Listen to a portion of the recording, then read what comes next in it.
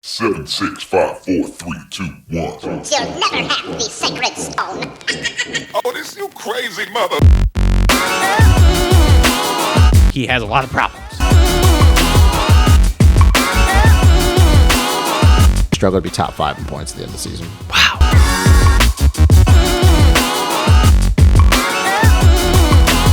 You bleach your hair, you're a sellout.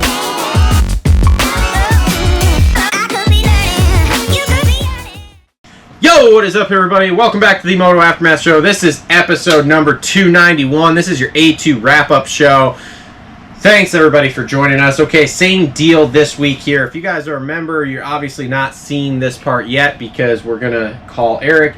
And since I'm still tech retarded and have not figured out how to make it be where you guys can actually hear us talk to Eric, you guys are going to come in on the live stream here, and obviously we'll see you all here in a little bit once we get done talking to him. In studio with me tonight, it's just a two-man show here. Cole in studio, sponsored by Dixon Flannel.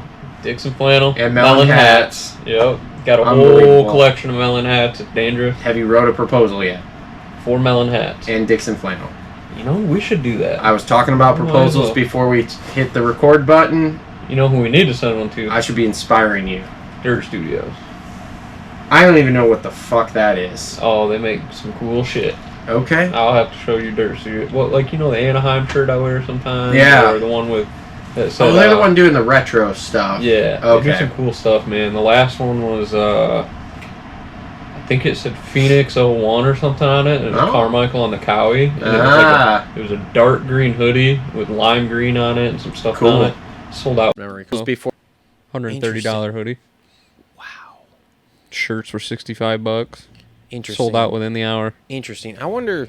Yeah, there's so many questions I have for things like that. So yeah. All right. So before we jump into everything here, this show is presented by Rev X Products. Make sure to pick yours up today at revxoil.com. They have a full lineup of fuel additives, oil additives, all that kind of stuff. And we have a correction to make. The owner actually reached out to me here. So we have the Rev X Max Power here, which is designed for any size single-cylinder 4-stroke engine. So you cannot put that in your truck. Okay. We misspoke we were on that. We were idiots. The owner actually reached out to me this weekend and was like, hey, by the way, make sure you say this, right? So, okay. I already put it in my truck. It's in the shop this week, actually. Is it really? No. Jesus, don't say that, you idiot. Oh, my God. Anyway, yeah, so the max power here that we have on the table is for single-cylinder 4-stroke engines only of any size, provides protection for your engine, provides all the protection your engine needs, and can easily quadruple the service life while increasing performance. So make sure to check out revxoil.com. They also have stuff for other types of engines and things like that on there. So like I said, fuel additives, oil additives, all. I'm struggling tonight. No, I just so Steve Morris Racing Engines. I don't know if anybody's familiar with drag racing or anything, but bad dude in the car world, actually local, which I didn't really even know. I think he's out of Muskegon, but turbo engine, stuff like that. He's got a station wagon that runs like in the 6s, I think. Yep. Trust Rev X. Rev X. So if you're in the drag racing world, check them out. Lots of local municipalities trust Rev X for different oil and fuel additives. Mm-hmm. I know where we are here, Portage, they use their stuff because I've talked to guys that work there having to go up and pick it up and things like that because they're local in Grand Rapids. So yeah, so the Rev X products are great.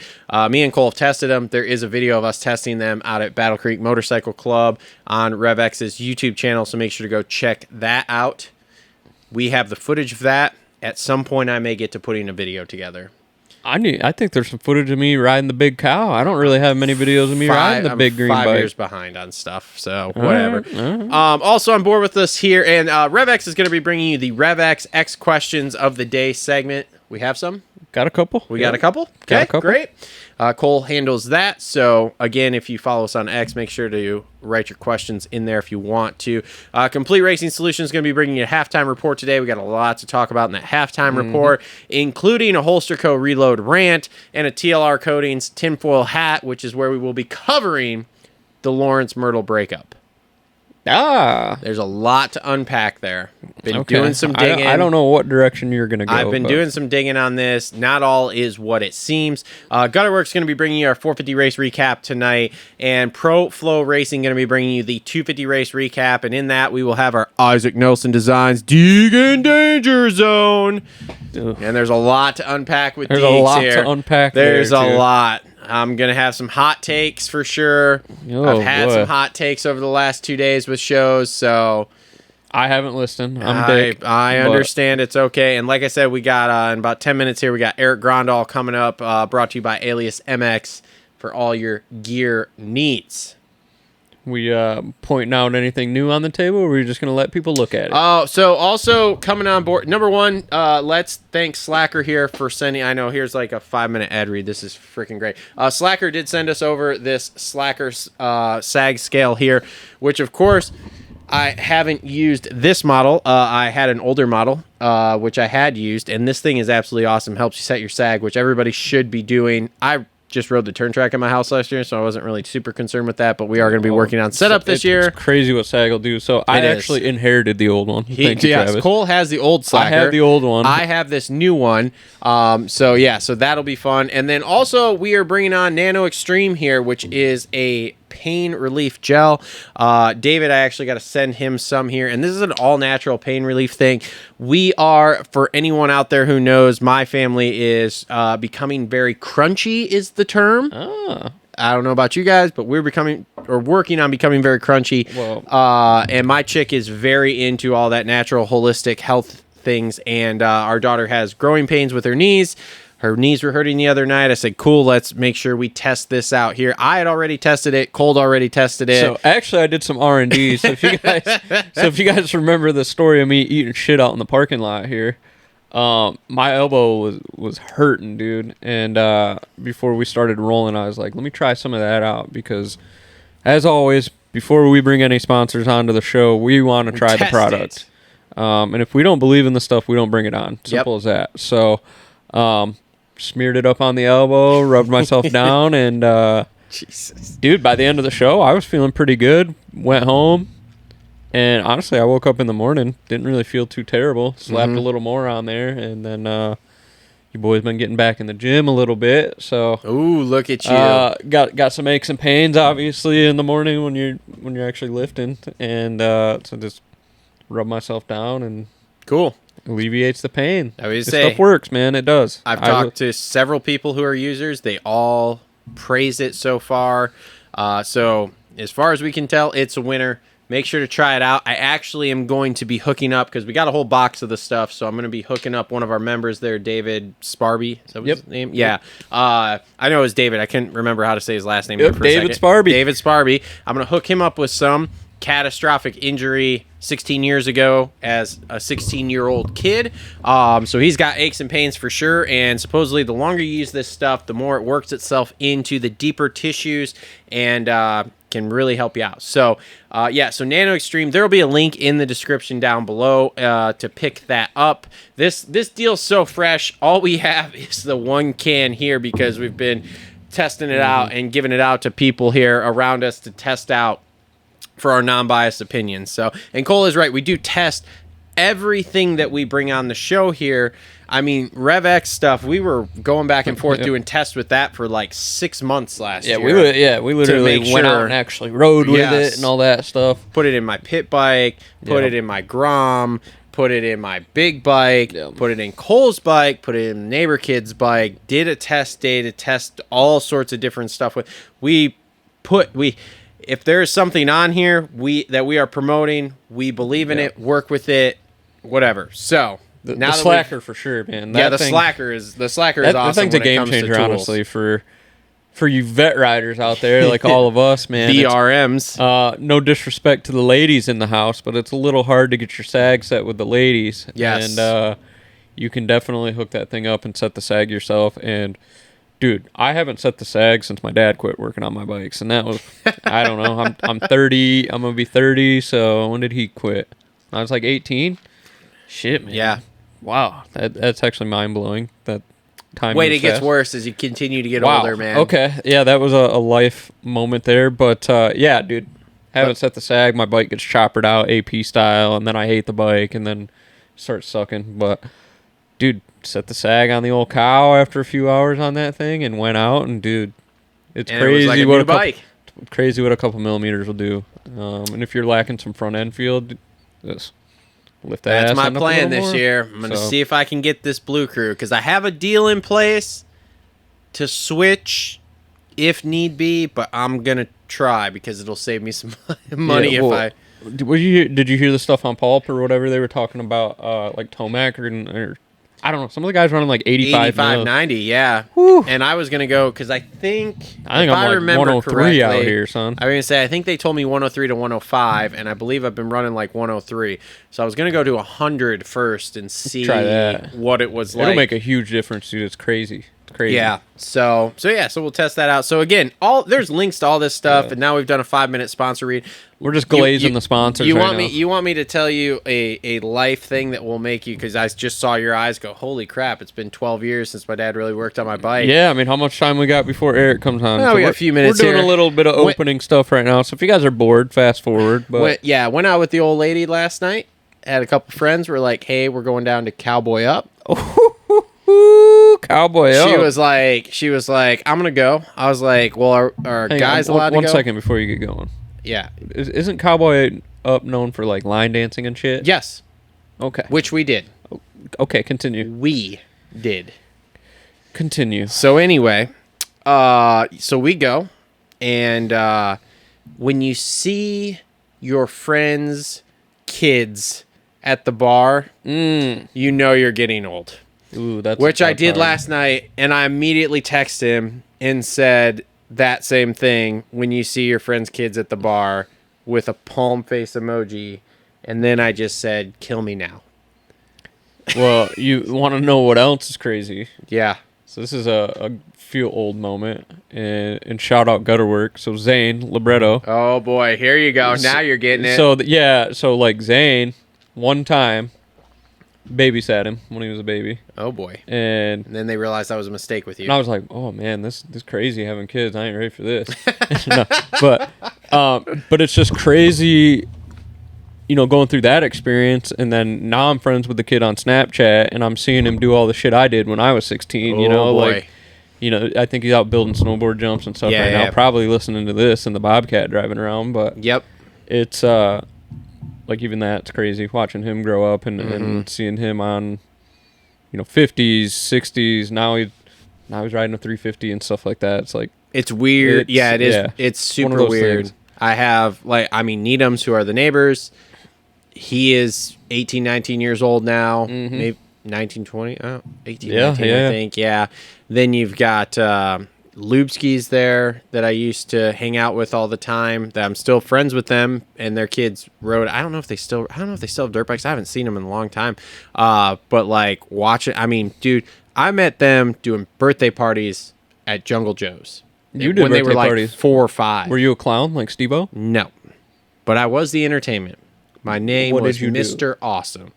What? What did I do? I Oh my God. facilitated. Mr. I Awesome. facilitated birthday parties for a lot of years. I was super good at it.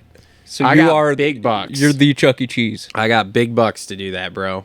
Like Big money tip. tip deals. I think I have a lot of questions. I mean, I can explain all of it to you. Okay, give me your attire. Like, what do you wear? Oh, so there it was very simple. I would wear jeans and a polo that said Jungle Joe's on it in whatever color. I mean, I had 100 of those freaking things by the time I was done. So what made you Mr. Awesome? I was the best at that. So let me put it to you this way, You're the right? best at being awesome? Yeah. Like, what the fuck? Are The you best talking at doing about? birthday parties, bro. The best at facilitating birthday Like, parties. okay, when you're facilitating a birthday party, you're like, "Hey kid, go play that game." No, hey, kid, no. Like, what, so what do you it got was going like, on? So it was like you had a timetable, right? So they would come in, I you would greet lots of everyone, questions get the here. kids' name tags, whatever. You explain to the parents, hey, this is how it's going to work. We've got 2 hours. You guys are going to be out there for an hour and 15 minutes. You're going to be in the party room for 45 minutes. I'll call you all in. I'm going to do everything for you. I am mom and dad right now. You hang out, take pictures, have a great effing time, whatever. Parents loved it. Oh, loved it, bro. It was awesome.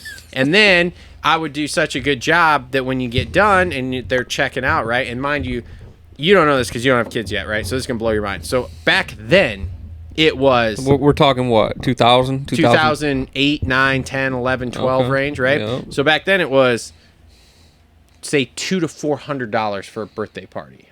Okay? So then you get done with that, and then it would always be like, oh, well, do you want to tip your party host, right? Because they're essentially a server, serving stuff.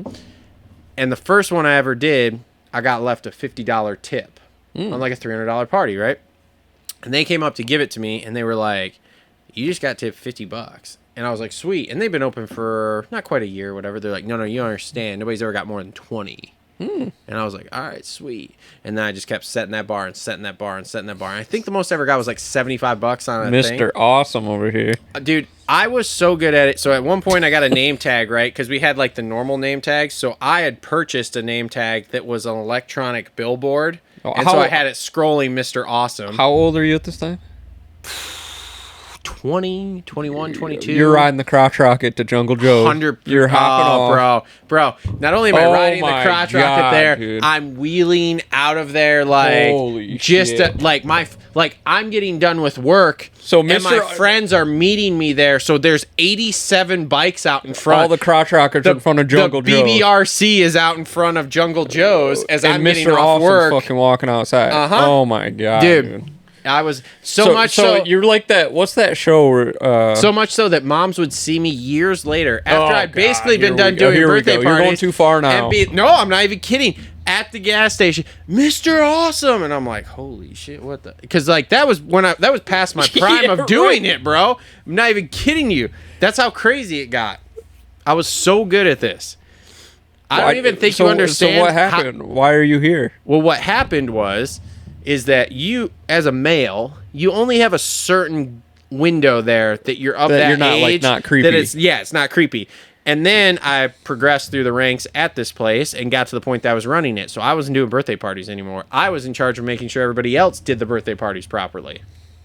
Is how that ended up working out. Mr. Awesome over here. And it was like I would do the occasional one when either someone was sick, called in, whatever, or like one of the old school people would come in, say they had another kid, and they'd had me for a birthday party, and they were like, well, we really want Travis to do it. And then I would do it, but it was like very sporadic towards the end there. But I was there for 10 years, dude. It was a long time. So you're like, that was a past hey, career. everybody, have a great time. Have a great time. And then Mr. Awesome, you walk out the door, Mr. Awesome becomes Mr. fucking Jason Britton. Yes. And then Yes. fuck the HOA, like I'm rev limiter through the neighborhood. You mean like, wheeling down Sprinkle Road, pulling chicks' numbers? Yes. I don't think you were wheeling down Sprinkle Road pulling numbers. Bro. You would pull numbers just from a wheelie. Yeah. I wish I lived before social media. Oh, bro. It was so good. That's such a good If story. I lived before social media, dude. Well, we got to call Eric here. But so basically, we were leaving one night. There's these chicks at the courthouse across the way. I'm on my motorcycle. I walk out. They're checking it out, right? Because I got parked right up front. I see them. I like turn to the kid I'm working with. I'm like, hey, watch this. They go to pull out. I pull out right behind them. We pull up to the light at the Sitco station down here. So these girls must have been really into Avril Lavigne. We're heading freaking north. I'm going to meet my friends to ride more. I rip up this wheelie, leaving that stoplight, and we're doing like 45 miles an hour. I'm right next to them, just riding this wheelie, like looking at them in the car, like, what's Looking up? right down their shirts. Yeah, we'll go with that. Like, yeah, what's up? I wheelie all the way to the Harley dealership. I set it down. I do the patented pat on the back seat. They're like, "Yep." What's the patented pack on the back seat? So back then it was hey, yo, like, bitch, "Hey, you you want wanna to go for a ride?" Oh Yep. my God, dude. They're like, "Yep." Pull up to the next light where the Circle K is now. They're on Sprinkle. Hand them my phone. She puts her number in. I turn right to go meet my friends at a spot that was down there. They take off. And then by the time I got to the spot, I had a text message from her. Oh my God. Went and picked her up the next day, took her for a ride. So what did these ladies look like? Are we talking like They were okay, like, but this was like years ago. I don't even remember. And I only met her once. I took her for one ride, and that was it. like 5s, 10s? But yeah. Like a 5? No. 4? It was better than that. But she was... I think that one was a little weird. I think that That's one was the only AA. one, though. I think that one was an AA. No, dude. So these girls were kind of ratchet. You then, don't. is what you're saying. You don't. No. You just said she was in AA. Well, yeah, duh. Okay, so she's ratchet. That happens. She liked to party, apparently. I don't know. Like I said, I took her for one ride. I picked her up the next day, took her for one ride, never talked to her again. Like, whatever. And no, it's not that kind of ride, you greasy fuckballs out there. I know what y'all are thinking. She went on the bike. If anybody's even still listening. If anybody's even still listening here, because we've got 20 minutes of us rattling on, I guess we should put these on and call Eric. Gosh, yes. Bro, I could tell you stories for days about riding. Welcome week used to be epic. That was before cell phones. No, this was like 2000 and... This is like flip phone days. So at one Like point... camera phones are a thing? Way before social media, though. This is like MySpace. No, this was like, we'll call it Facebook. Facebook was popping. Instagram was okay. Yeah, that like MySpace era. I miss MySpace era. No. This was after MySpace. This was way after. This was way after MySpace. Please bring MySpace back. I had the. Let me put it this way. It got so ridiculous that me and my buddy got business cards with our name and numbers printed on them. And then we got business card holders that we attached to the bikes so that we could just hand those to, because it was way too hard, like signaling the numbers. So we would do that. Bad Boy Riding Crew, BBRC. It was insane. Who was the guy that used to put his bike in 4th, 5th gear or something, and then he'd get off the back of it and ski? I don't know. There was a bunch of He's dudes. part of your squad. That stuff's interesting. Interesting chapter in the life. Bro, there's a bunch of stories I could tell you. Well, enough of Mr. Awesome and Mr. Crotch Rocket. We're going to call Eric. We're calling Eric Grondahl. Yeah. Brought to you by Alias MX. I want to thank y'all who are watching after that whole story situation, because, yeah, that was a lot. How's it going? Eric, how are you tonight? Good, how are you? We are live, so don't say anything incriminating so far. we were just oh boy. Eric, there's only two of us here today. Mr. Stubb decided he had other plans, but I just got thrown through this whole rabbit hole of Travis's past life where he worked at a place called Jungle Joe's. It was a bounce house place, Eric. It's a bounce house, like nice, like a kid's birthday party place. Like 10 years I worked there. Everybody called him Mr. Awesome, and he would like get the biggest tips. Mr. Like, Awesome. Yeah, so I'm changing his contact in my phone right now. Yes. Like and then he proceeds to tell me that he had a name tag. Like people started calling him Mr. Awesome, and then he proceeded to get a name tag that looked like a stock ticker, where it would just like roll across there, and it would say like, "Hello, I'm Mr. Awesome." Oh my goodness, bro! The kids, picture this right loved it. The kids loved it. Your boy was a birthday party god back in the day. So he was the Jet Lawrence of birthday parties. Exactly. Oh man. And we had some rough ones like A1 also, but you know it happens. All right. Well, I guess that'll segue right into it. But I just had to get that off my chest, Eric. That's what we got going on over Hey, there. I'm glad that you informed me of this. Well, then see, we went into story time about how I used to be a stunt rider and pull chicks riding wheelies, which he just doesn't believe. But see, I don't either. The really sad thing is that I didn't believe it until he proceeded to tell me that he did a wheelie, got the chick's number, and then she was in AA.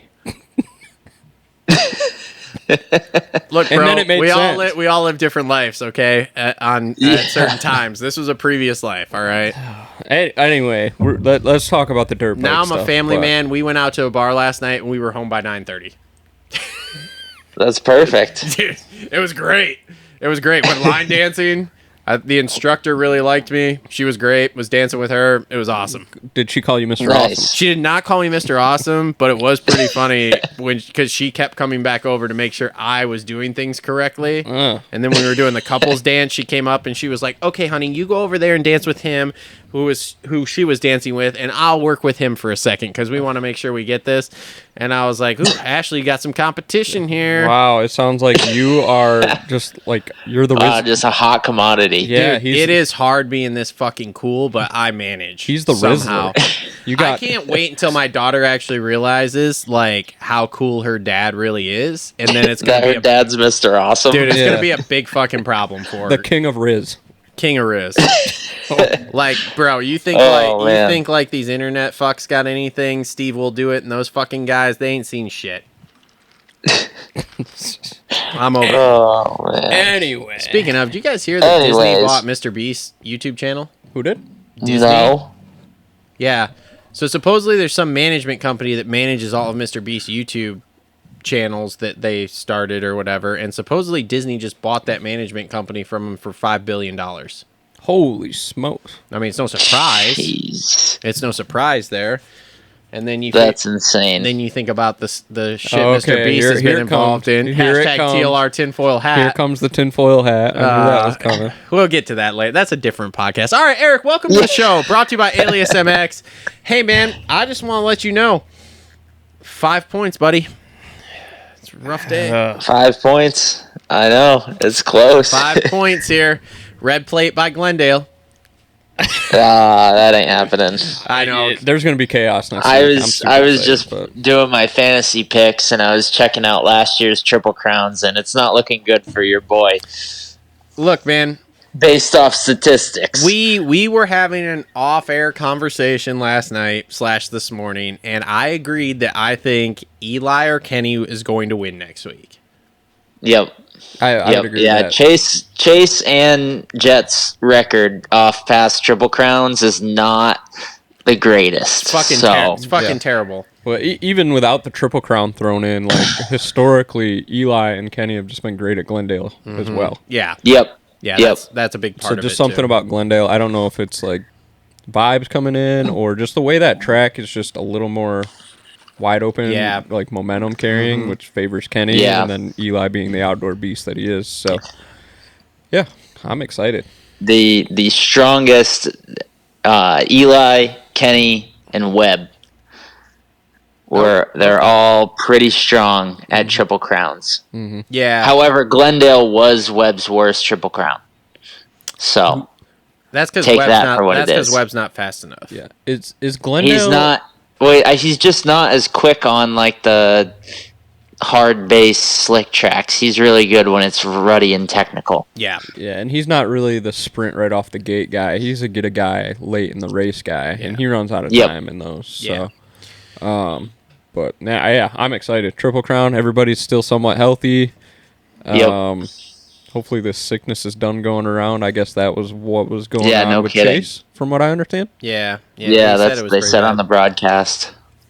And I did watch an interview with him and Lewis Phillips and watch him literally hack up shit in the middle of the interview. So, Oh boy.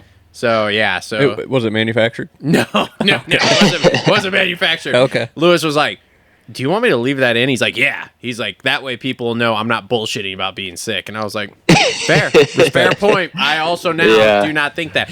But speaking of manufactured, I want to ask you boys this. Oh boy. How manufactured is this bike issue with Deegan? Huh? What bike issue? Bro, the bike was holding him back. That's why these first 2 rounds, they just didn't have a setup, bro. Look, man. It's the same bike as last year. Give me a break. And we haven't heard anything about bike setup till this fucking week.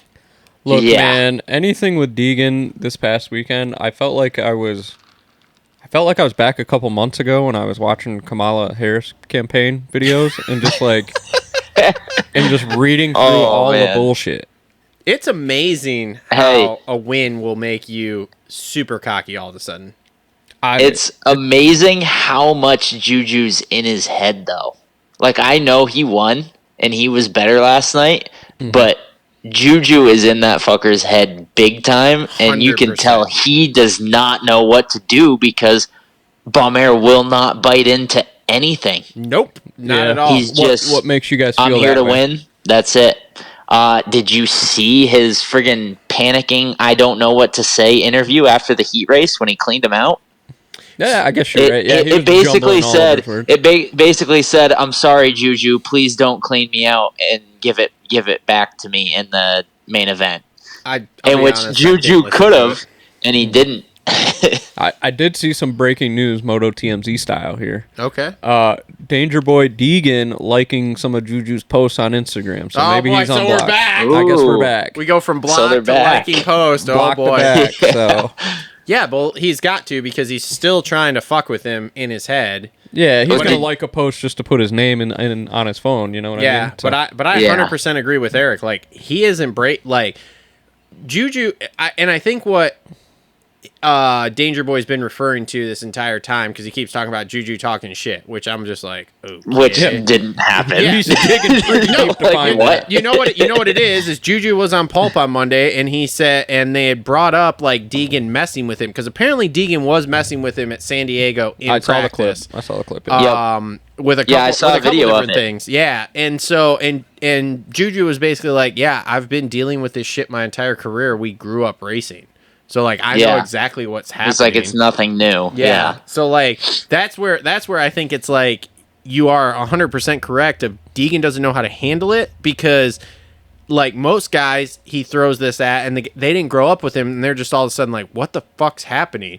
And Juju's Yeah. just like this is normal. Like Well- he just talks this shit and gets his Well- bed bugs behind him and then it's just like holy shit. Yeah, And like Kitchen feeds into it and like will like try and like say stuff back, and which is I've heard that it's not super legit, but like I honestly I don't even know that if anybody really knows if it's like real beef or not, other than obviously them two and probably people that are close with them. But I've heard both sides. I've heard that no, like they hate each other, and I've heard no, like they actually just kind of doing it for the entertainment aspect of it. But yeah, that's what I've heard, and I think that I think the fact that Juju does not let whatever Hayden says on the podium, he just talks about his own race and, you know, gives him props if he was better and just says, we'll go back to work. Yep. And like, he's just strictly business. And I think that pisses Deegan off because no matter what Deegan says or does, it doesn't phase Juju. 100%. yeah, and I think this is another feather in Davey Millsap's cap too, being in his ear, because if you remember back in the day, this is very similar to like Davey versus Alessi kind of shit. Where Yep. it was Alessi always doing shit to Millsaps, fucking with him, like taking his gate and then backing out. Millsaps would go Yep. to another gate. They'd back him out of that one just to fuck with him. So Davey's been there, done that as well. Yep. So I think that's another feather in his cap that, you know, Juju's got that in his back pocket. I think that's a Yep. lot of it, Yep. 100%. So I kind of compared it to like J-Law and Dungy, except it got to Dungy. And that was evident when Jason was able to get the title. But Hayden's kind of trying to do the same thing to Juju because he's like the clean cut, all business type of guy. But he's just like, no, I don't give a fuck. Say whatever you want. Do Yep. whatever you want. And I'm still going to try and beat you.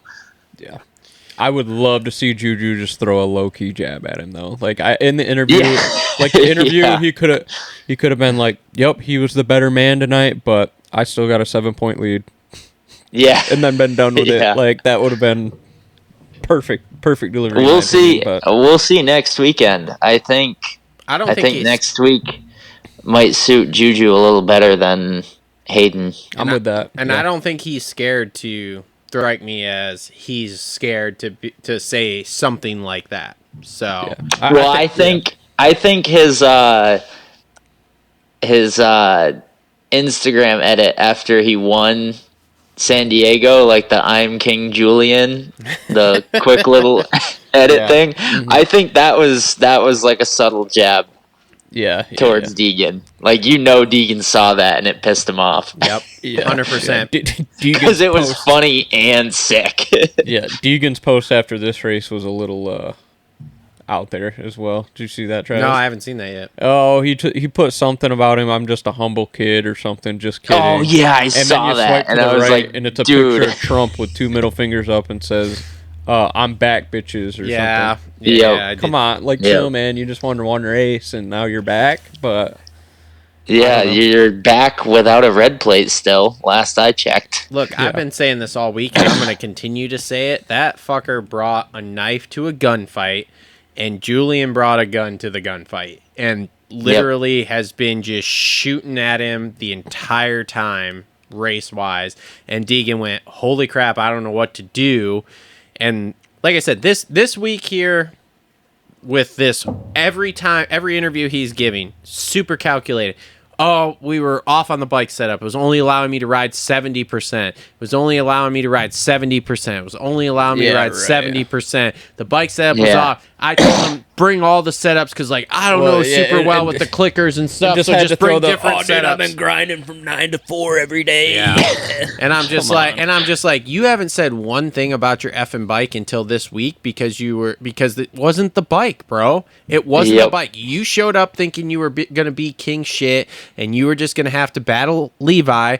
Then Levi went out, and you're like, oh, I got this. Waxing asses. And then all of a sudden, Juju shows up, is like, nah, fuck you, hold my beer, watch this. And you're like, holy crap, what just happened? Yeah. Yep. I mean, put all the interview and acting a fool shit aside. He did what he needed to do. This was a race where we all said, like, if he doesn't win, and he went out and performed and won. Yeah, 100%. Got the start, pulled away, pulled the gap, like, rode awesome, did exactly what he had to do, but then he had to add all the other bullshit. I will say, man. I don't think rain is Juju's strong suit. No. It didn't look that way. Because last year in the mud, he was a mess. Yep.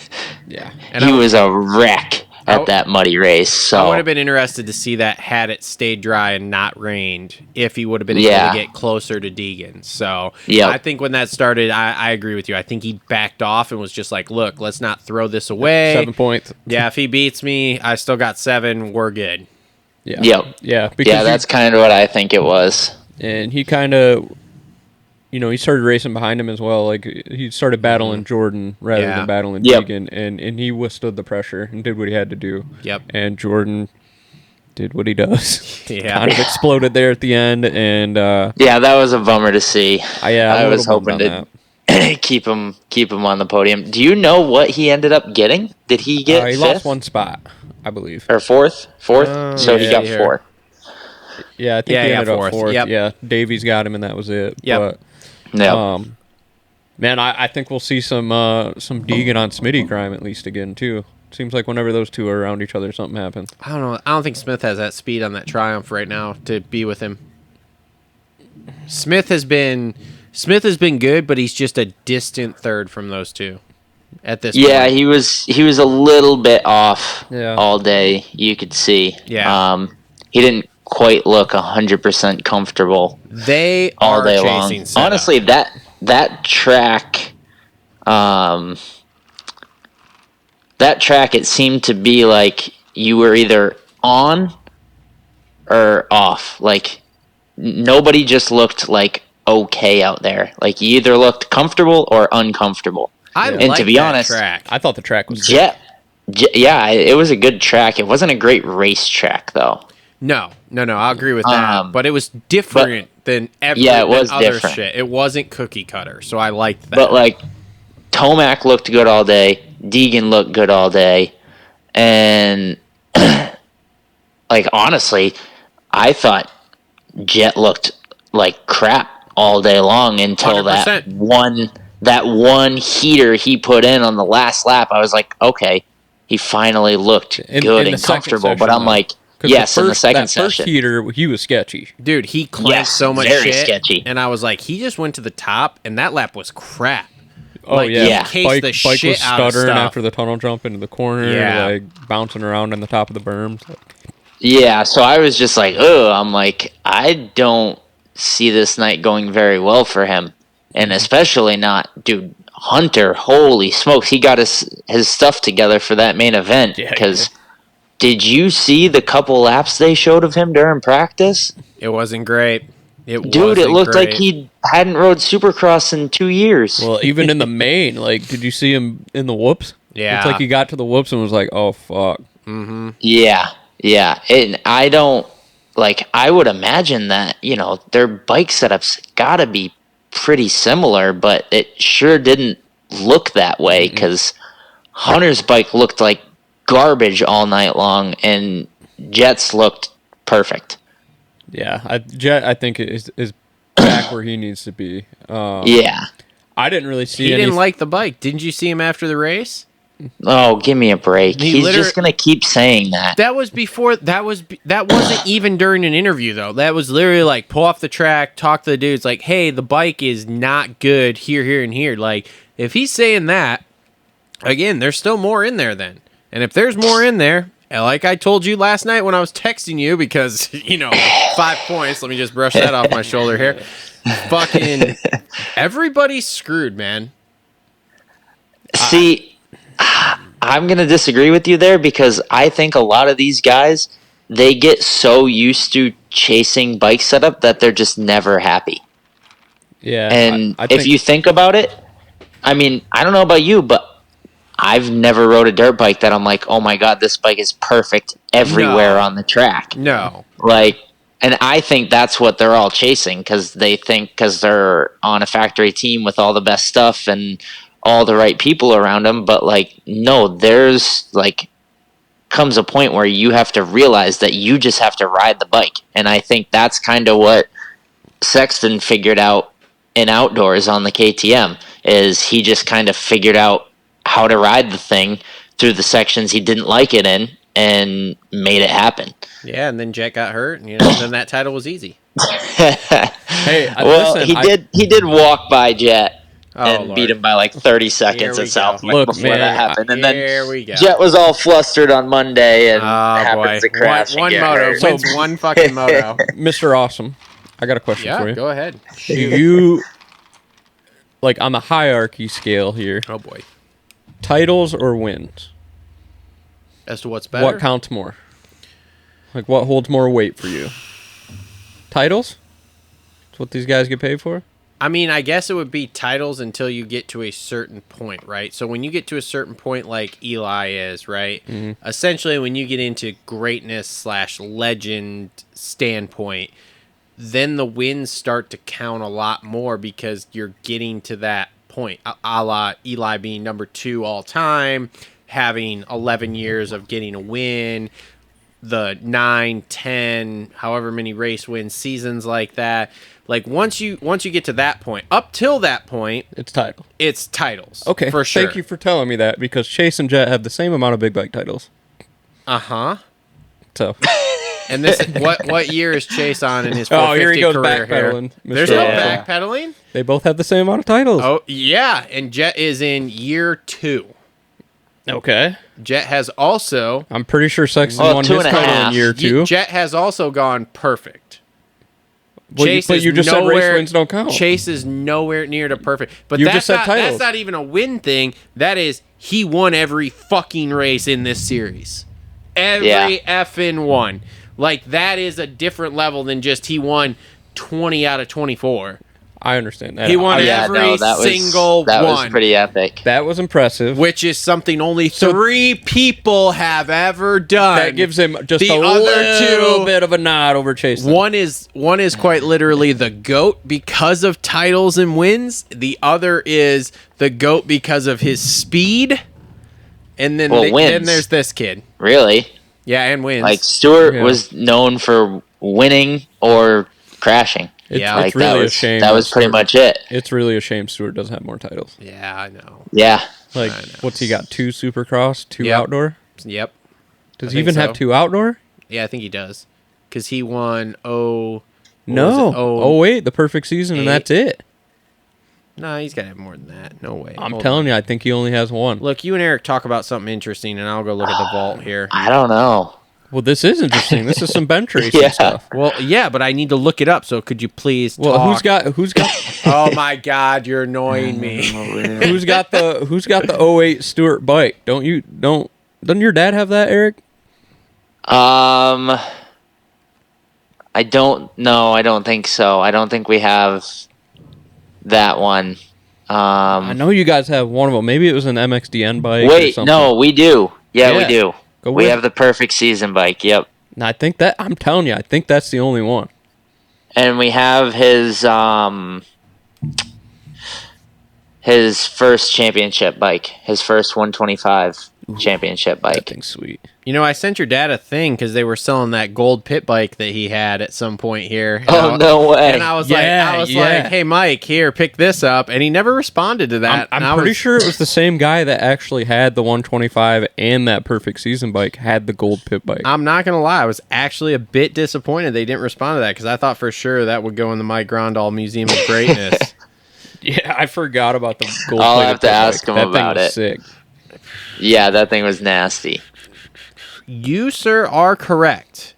That's crazy. So here, let me run you down his titles. He won 125 motocross in 02, 125 West Supercross in 03, 125 East Supercross in 04, 125 motocross in 04. What about 03? Nothing in there, just the West? He didn't win outdoors in 03? Nope, he finished third in outdoors in 03. What?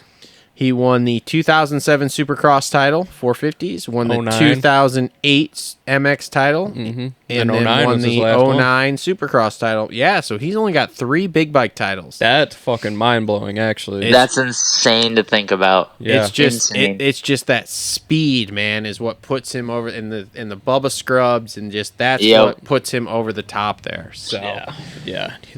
Nobody really has a highlight reel like him, you know? yeah, No. So, you just can't nothing. There's nothing that even compares. yeah. Wow, yeah, that's just a lot to wrap your mind around, though, when you talk about him. Like, people putting him on the Mount Rushmore, and if you want to go into, titles and to have that conversation, he's not even close. No, Yeah. I mean Reed's got more titles than him. Doesn't he? Doesn't Reed have 2 outdoor titles? No, Reed's only got one. 09. Does he? Oh man, let me go back and look this up here. Yeah, Reed's only got one. Because he wasn't supposed to ride for Suzuki that year, and he put an insurance policy on himself and made fucking bank. Chad Reed. Curry. Let's see. here. Curry. Chad Reed won the 2009. It just says 450. Yes. Fucking AMA stupid. shit. Yep. Just like MX title. Did you see Billy Ainsworth had the fastest 450 time this weekend? Did you guys see that? No, What? did he? Yeah. Yeah. Actually, Reed does have less because Reed has the 125 East Supercross in 2002. Yeah, Reed He's moved got up early. 250 Supercross Yeah. in 04, and then the 08 Supercross, and then the 09 450 outdoor title. Well, while we're on this topic, how old are you, Eric? You got to be what, 30? 29. 20. Okay, I'm your same age as me then. Who was your guy growing up? Who was your guy? Ricky Carmichael. Ricky was your guy? Yep, all day. I liked Reed. You Reed. would like Reed. Who was your guy? Oh no, you were still wheeling street bikes at No, being I was Mr. playing. Office this time. I was playing hockey at that time. Okay.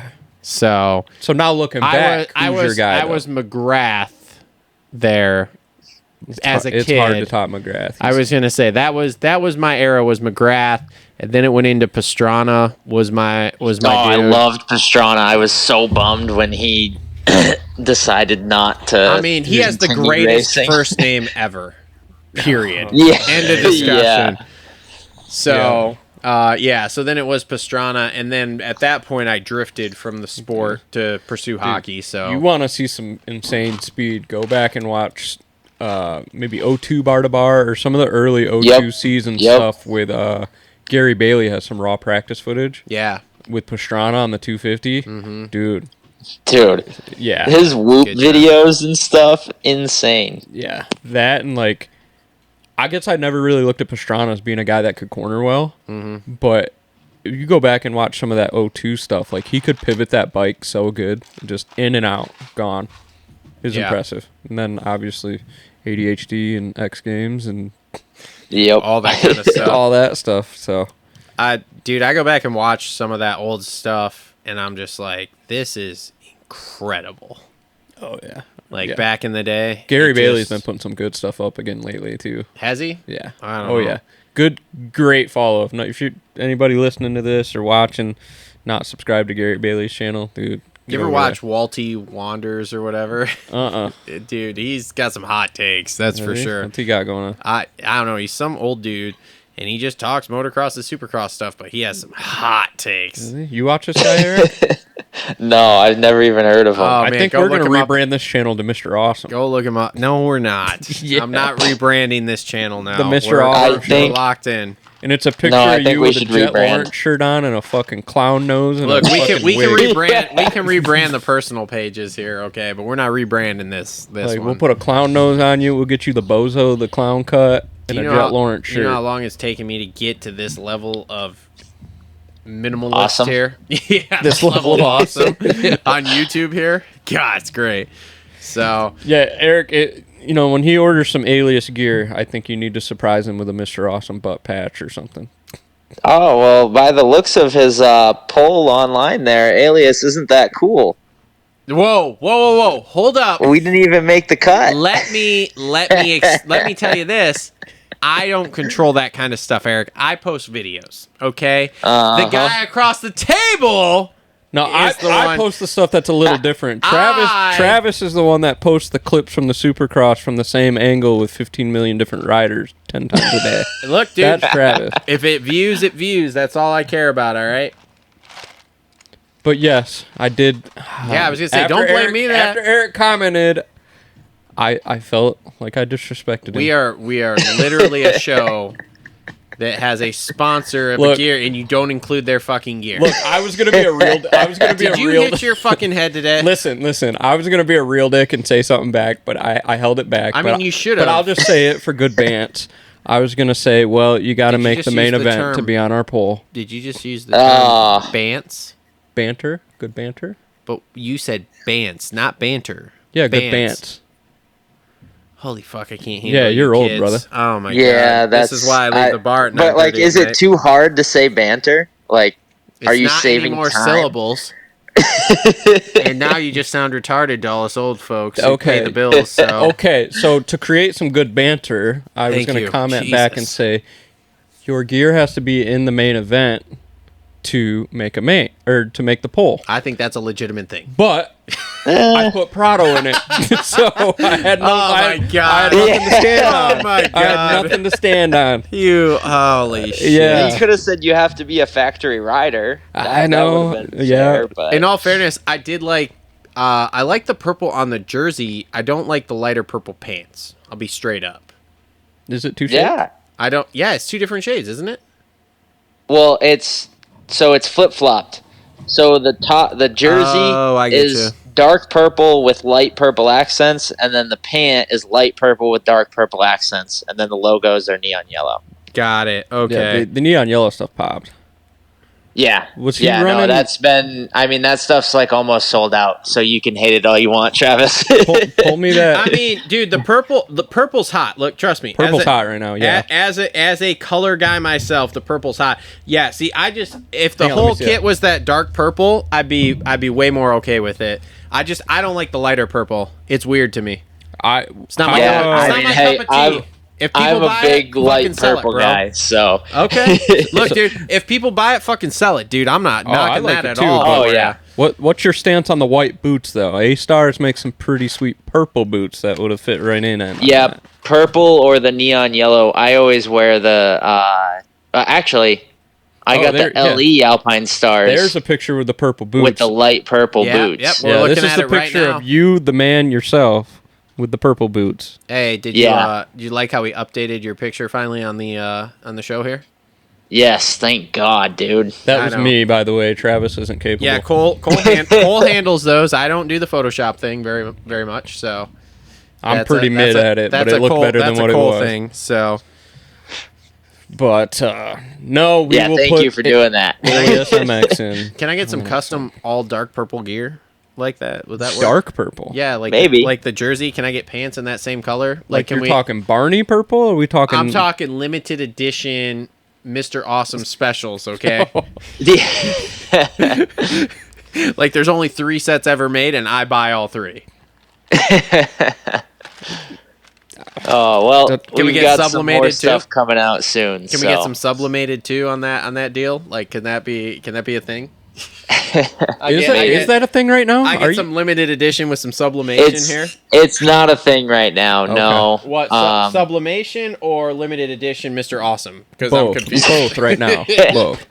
But The sublimation, it is possible. I'm just figuring out how I want to offer it, because I don't want to. Well, for one, it's about 4 weeks roughly to get the custom jerseys done. Yeah, so to be able to do it in the exact same materials and everything be identical to what I am selling, yes, it's about 4 weeks. Well, see, I'm fine with waiting, and the customer doesn't need that because fuck the customer. Listen. A lot of customers would wait for sublimation though, because it is such a. For me, like Have you worn sublimated gear, Travis, before? Eric, that set I bought when you first re-released it, was that sublimated stuff? Yes. Okay. Yes, I do have. So you some. have. Okay. So you understand like how annoying it is when you like. It just sticks to your back. You get all sweaty, and like the iron-on just sticks to your back. Yeah. So, like it's worth waiting the 4 weeks. Yeah. In my mind, but So there was definitely a good group of people that we had when I first came back with the small drops made in U.S. stuff a few years ago, but there's definitely been a lot more people that just want to buy their gear and they want it shipped out, the same day or the same week. They don't want to wait the 4 to 6 weeks or whatever it was taking. Those are the same mini parents that pop a tire on Thursday in practice and they don't buy a tube until Saturday morning on the way to the track. I mean, I hear what you're saying. I think this is an opportunity as a business guy here to offer a premium product for us old guys who are willing to wait. Yeah, no, I am going to do that at some point. I like where your head's at. I just need to. I need to figure out how I want to do it, because set the SEO. I also 30 to 45. If it comes,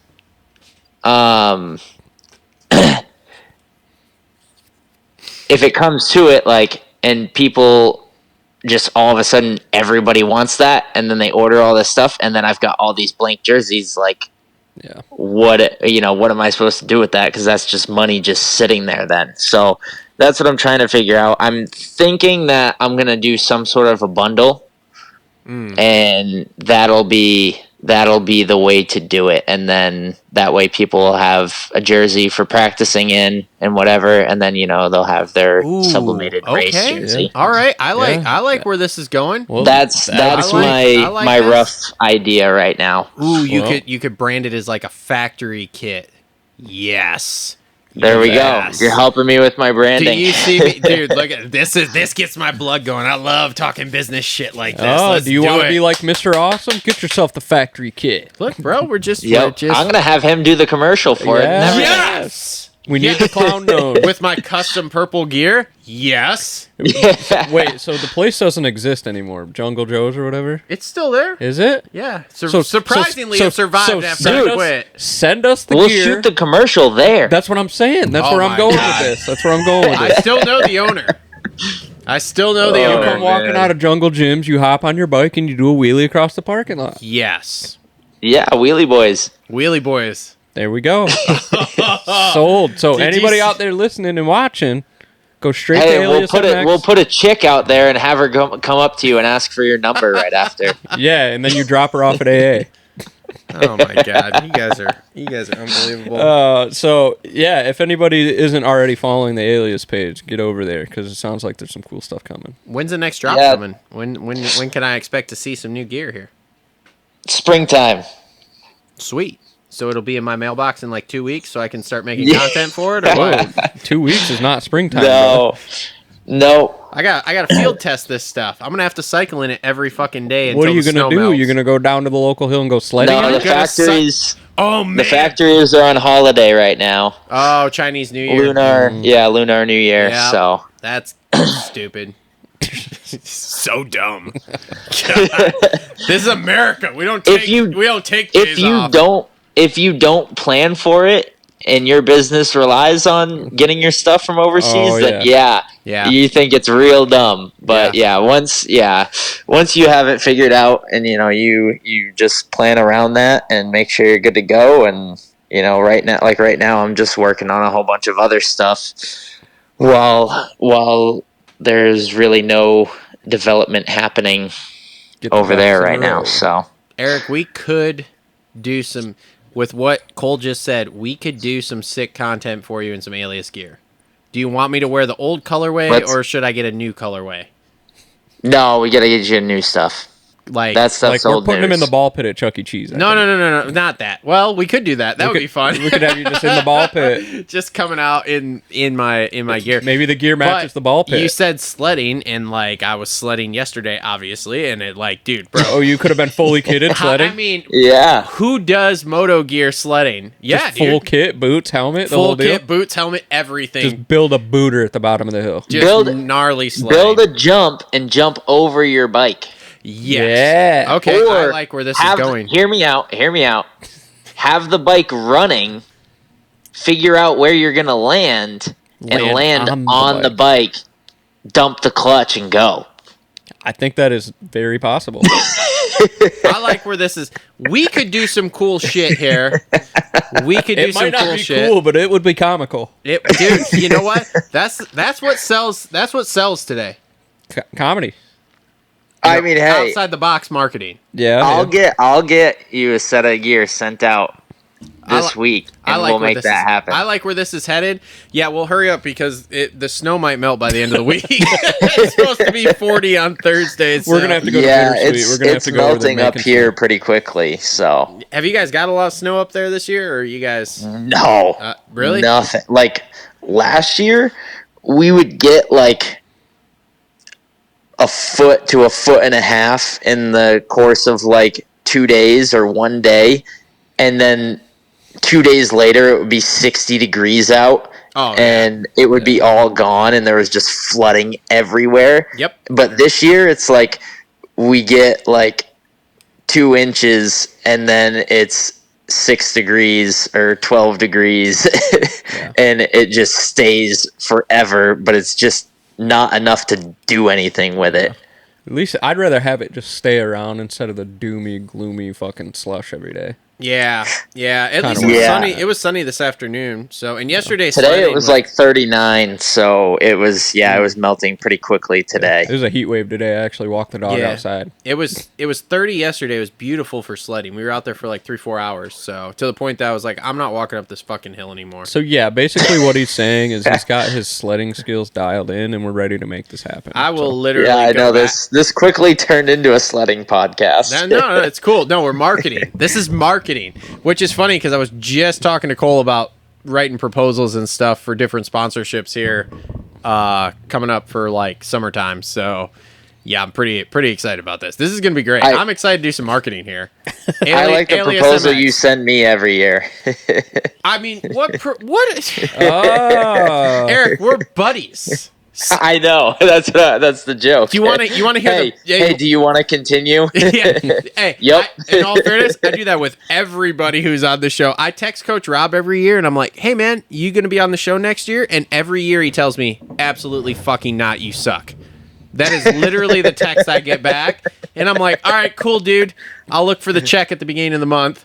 Well, that's the cool part that I like about it, though. Is all the sponsors have just become friends. Yeah. So it's awesome. It's awesome. No, motocross industry is pretty cool. Yeah, it's great. So, anything else for Eric? Eric, you got anything else? Anything with the race you want to talk about before we? Yeah, we kind of went all over the place. I don't know. We got we got into business and marketing, and I'm pumped. We got Mr. Awesome. We got some racing in there. Look. Yeah, I don't know. I lost my train of thought on the whole racing thing. So I mean. I'm hoping for another good one this weekend. I think you know who I think is going to be sneaky good. I think Anderson. Okay. Yeah, I'm with that. The only thing that worries me about him are his starts. Yep, 100%. Because I know he's been pretty good for the most part this year with his starts, but he's not known for being a good, consistent starter, and that's what you need at a Triple Crown. Except for that random ass race at the Monster Cup where he got all 3 hole shots and got the truck. Welcome to motocross, kids. Yeah. Maybe it's 3 races. He's just on it. So yeah, and he could, like, if he hole shots, I wouldn't be surprised if he won. yeah, Like, he's so good when it's hard and slick like that. And it seemed like he was kind of almost over his sickness this weekend, so hopefully by next weekend he's 100% healthy, and hopefully we're able to see Prado back as well. Yeah. That's a big hope there too, because that was weird. Yeah, I mean, he got super lucky that it went right back in, and hopefully no real damage was done. I was like watching that, and it's like, I remember AC saying he took my bike, he took my gear deal, and now he's taking his shoulder injuries too. Yeah, I hope not, because I want to see him make it through the season healthy and get some more experience. Because I mean, shoot, I had hope for him to get a podium by the end of the season. I thought so after A1, and then Cole's shaking his head over here. The check must not have cleared this week from Kawasaki. No. Dude, I'm on record saying, like, people said it was a pretty hot take, and I got flamed for it for all the GP homers, but I said he would never win a U.S. Supercross. I'm not arguing that. Dude. That's what I said. It's a little hot, but I don't think it's that hot. I think he will. I think it'll take some time. Obviously, hopefully this injury is not serious and he's able to come back and get some more experience. But, I mean, based off of his A1 performance, it was a hell of a lot better than what people were saying coming into the race. I mean, his speed was far, far better than last year in qualifying, and he looked like good. He didn't look stiff in the rhythm sections and stuff. He just looked crappy in the whoops, which is to be expected. Like, you have to think that was his 5th Supercross ever. So now he's done 6 Supercrosses. Yeah. Think of where Jet was, where friggin' He was endoing into Chase the face of a triple. Yeah, where Chase was, where Tomac was. Like, I mean, maybe not Tomac. I don't really remember. That was Tomac had a rough couple rounds too. Yeah, so like, think about how, or like even when Tomac first got to 450s, he had a rough go at it. So like, think of how early he really is into his Supercross career, and for him to have that kind of flow and speed and be able to be qualifying inside the top 10 or right around there at least, and not that far off, like that's pretty damn impressive. Like, if you were to throw any of those other guys in at their 4th or 5th Supercross, they're going to be qualifying probably 18th, somewhere around there, like at the very, very tail end of the, satellite or factory guys.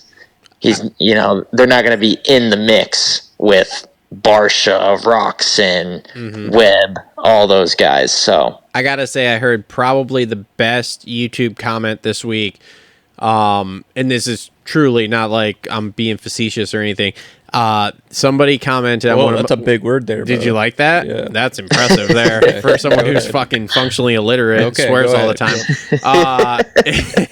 He literally was like, Prado should have swallowed his pride, rode 250 Supercross this year so that he could get ready for 450 outdoors. And I was like, that's probably one of the smartest things I've actually heard. So yeah. I mean, I would have liked to see that too, but at the same time, I get it. Like, he's I do too. 2-time MXGP champion. You don't want to go back to 250 money, or really even go back to that bike, because then he has 2 weeks to hop on a 450 and race outdoors. Like, that's a big ask. Ride 250 West. Supercross just to get your feet wet in Supercross, and then you have bunches of weeks in there to train 450 outdoors to get ready for. The interesting thing with that I thought about as I don't know what I was doing this week, but I was thinking about that comment was, okay, cool. So then is he riding a factory Cowie 250? Or is he riding a PC 250 that's just branded as factory Cowie, or is he riding PC Cowie at that point in the 250? I mean, it doesn't matter. It's not happening, but I know it's just fun. It's just one of those fun things to think of. Yeah, how is this working? I would imagine it probably would have been a PC bike, but with the factory team. That's what I would think too. That's what I would think. Even though the branding is identical now. Yeah. I wish PC could go back to having the black back ends and stuff like that. Yeah, that'd be cool as shit. Because that was cool. Yeah. I don't like how it's so cookie cutter. Everybody's the same now. 100%. So, well, all right, buddy. We've taken up now almost an hour of your time talking about nonsense because that's what we do on this show. Yeah. But we appreciate you being on board. Make sure to check out Alias MX, everybody. Bringing you Eric Grondahl. And we'll talk this week about some fun marketing ploys here. Yeah, let's do it. Let's move some gear, baby. Some custom, all purple, dark purple gear for me. All right, and thank you for having me, and we'll see you guys next weekend. I just want you to know at some point I'm going to get better at this and have talking points for you. It's going to be so much better, okay? All right. So looking forward to it. All right, buddy. I'll text you later about how cool Jet is. All right, sounds good. All right, love you. Bye. Later. All right, Eric Grondahl, everybody. Alias MX. You see me just secure some gear? I seen you securing gear. See that swoop? Look, that man, was a swoop. I know. I kind of want in on some Alias, but you got to come up with some sick marketing, bro. Come up with some sick marketing. I'm good. We should get you some. We should. I will talk to Eric. I will talk to Eric. But I will talk to Eric for you. I'm kind of loyal to my buddy at Renan. Is he giving you gear? It's not free though. Discount, but not free. Well, maybe we can get you some discount. What's the discount? We're not allowed to talk about that on the air. Okay, we'll talk about it off the air. Right. And maybe we can get you an Alias discount for the same price. You know, maybe we should have the Alias guy on the phone and then the Renan guy on the phone and not let each other. Do you want to cold call the Renan guy right now? No. Oh, okay. But not because I'll see if I can swoop some of that. No, too. And not let them know that they're both from a gear company and have them talk to each other about gear. Eric probably knows him. Should we try to call what's his nuts real quick? No, let's not call anybody. You don't want to call Kev real quick and talk to him about making the main? That's up to you. I feel bad cold calling the guy because I know what kind of program. Shit, we'll call Kev, dude. He's just probably doing emails again. We'll see if he answers. Maybe he doesn't answer. If he doesn't answer, then we're gonna hang up and we're gonna move into our 450. But see, he's going to answer us. Why? Because he loves me. I hope he's doing emails again. I hope he's doing emails again also. Hello? Hey, Kev, what's up, buddy? Welcome to Moto Aftermath Show. Hey, how's it going, my man? Hey, is Rachel is Rachel there? Cold calling you. Is Rachel there? Yeah. Can I talk to her? Yeah, she's over here. Can I talk to her real quick? Yeah? Nothing inappropriate. Just want to talk to her real quick. Okay. All right, hold on. Let me put you on speaker. Okay, cool. Moto Aftermath Show. Oh. Travis. Moto Aftermath Show. Rachel. How's it going? It's great. Yeah. How are you? I'm good. Hey, I just want to say that your little cut in the video of Kev's vlog last week of you being like, yo, babe, out here running my butt off back and forth through the pits to film these stupid freaking vlogs for you.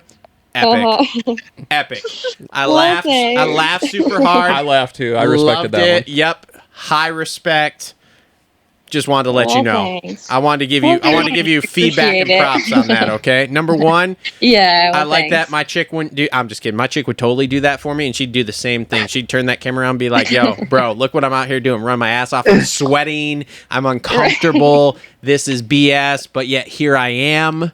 Right. And so, yeah, All these other girls are out in heels and they look nice, and I'm sweating. yeah, dude. No, it's great. No, That's it's great. love. Keep doing. Yeah, that's love right there. That's freaking Right. love. Go talk to It Paige is. Craig. That's love right there. Okay. It don't happen without her. Yeah, exactly. Yep. Exactly. Your vlog sucks without Rachel. Put more Rachel in it. Trust me, I know. So yeah. Yeah, so well, thanks. I appreciate it. I just wanted to make sure, and I wanted Kev to know that I do watch the vlogs. So this is like a multi-purpose Right. conversation that. here. Yeah, appreciate the appreciate that. view. All the way through, start to finish. I pay a YouTube Premium, so you're getting that subscription money from me instead of the ad money. But I can't watch commercials on my YouTube. All right? I watch it start to finish. Let that ad money. Let the ad money just roll, baby. Yeah. Put it on repeat. So. Yep. All right, Rachel, we'll let you get back because I know that you wear the pants in the relationship and you have to do important things because you keep this Damn boat straight. afloat. So, Dang. we'll let you Put me under the get bus. back to what you do, and I'll talk to the self-employed guy. All right, well, take care. Thanks, Rachel. We'll see you in Detroit or something. All right, yep, see ya. All right, bye. All right, Kev, Yeah, I'm back. bro, We got to congratulate you for the second week in a row. 2 for 2, baby. Yeah. Thank you. I appreciate it. All right. I appreciate it. Like, did it with a little bit of pressure and a little finagling, a little bit of battling. Yeah, Yeah, It dude. was sick.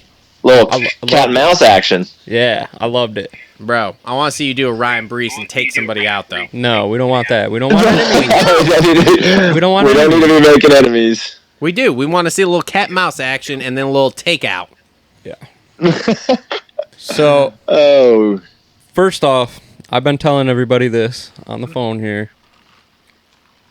I just learned a lot about Mr. Travis here. Oh boy, here we go. And I just feel like you should know, Kevin, because you know Travis. Here we go. He was telling me about back in 08, 09, he was 20, 21 years old, and he used to work birthday parties at the local Chuck E. Cheese. It's not Chuck E. Cheese. It's a bounce house place. Okay, it's a bounce house place, and he got so well known at this place for the birthday parties that he would throw. Kev, you know how awesome that I he am started- at podcasting? So he started calling himself Mr. Awesome. Okay. I was twice as good at Okay. birthday So parties. moms and dads would come into this birthday party place with their second kids, the second generation, and be like, "Hey, we would like Mr. Awesome to do our party," and it was Travis.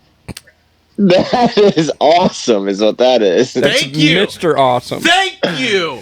And then he proceeds to tell me he's got a name tag that looks like a stock ticker that says, "Hello, I'm Mr. Awesome." I also purchased that. This is 100% truth so far. Oh my. And then it gets better, Kevin. He would walk out the front door Here we go.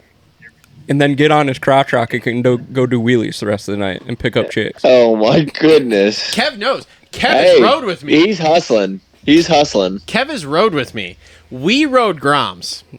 And you want to know how I know Kev is a professional motorcycle rider? Because he did a wheelie on it. No, because usually when you ride on the street, right, the idea is to stay a certain amount apart, right?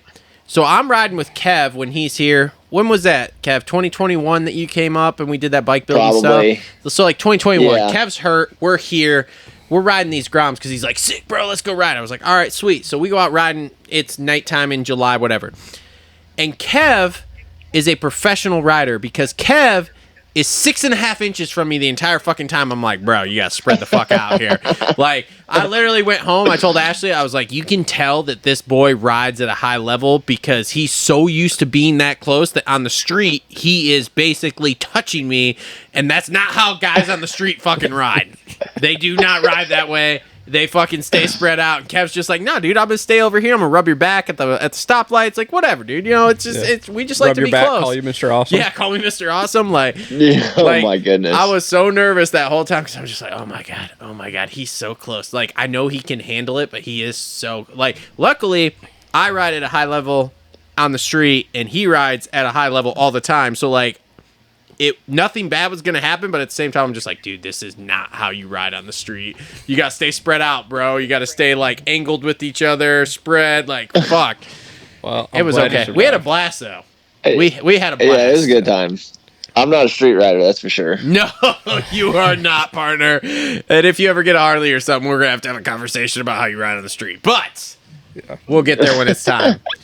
We still had a great time. Built an awesome bike. It was great. Yeah, anyway, go back and check that video out, people. That bike was sick. Anyway, back to last night. So, did you pump that quad or what? Pump the brakes, brother. I'm trying to pump get the the brakes. quad dude. question. Pump the brakes. Oh, Kev, I popped it for the very first time, like the third lap of the LCQ. Yes. Yes. I did not hit it until the LCQ.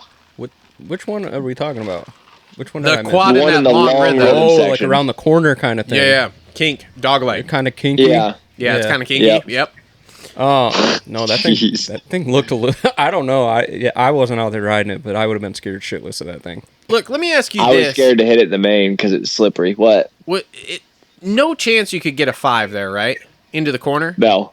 Man, You could, I mean, I will say this: 100%. You could do the 5 if you had 100 feet after it before the corner. Oh, But okay. there's no way to get the 5, and Stop. like you could get the length off of it if you landed it wide open, lifted up, like just like they were doing with the quad last week. Like Yeah. it probably would have been tougher than the quad, obviously, but you could have gotten that 5. But there is literally zero chance you could stop for the corner. Yeah. Okay. Prado went So 4.5. and distance-wise, you saw that work. Yeah, Yeah. distance wise, you could get it, but it was not. That's not realistic. Okay, because I kept like looking at that going, man, could you go 5? I don't know if you could go 5. Maybe you could go 5. I'm not sure if you could go 5.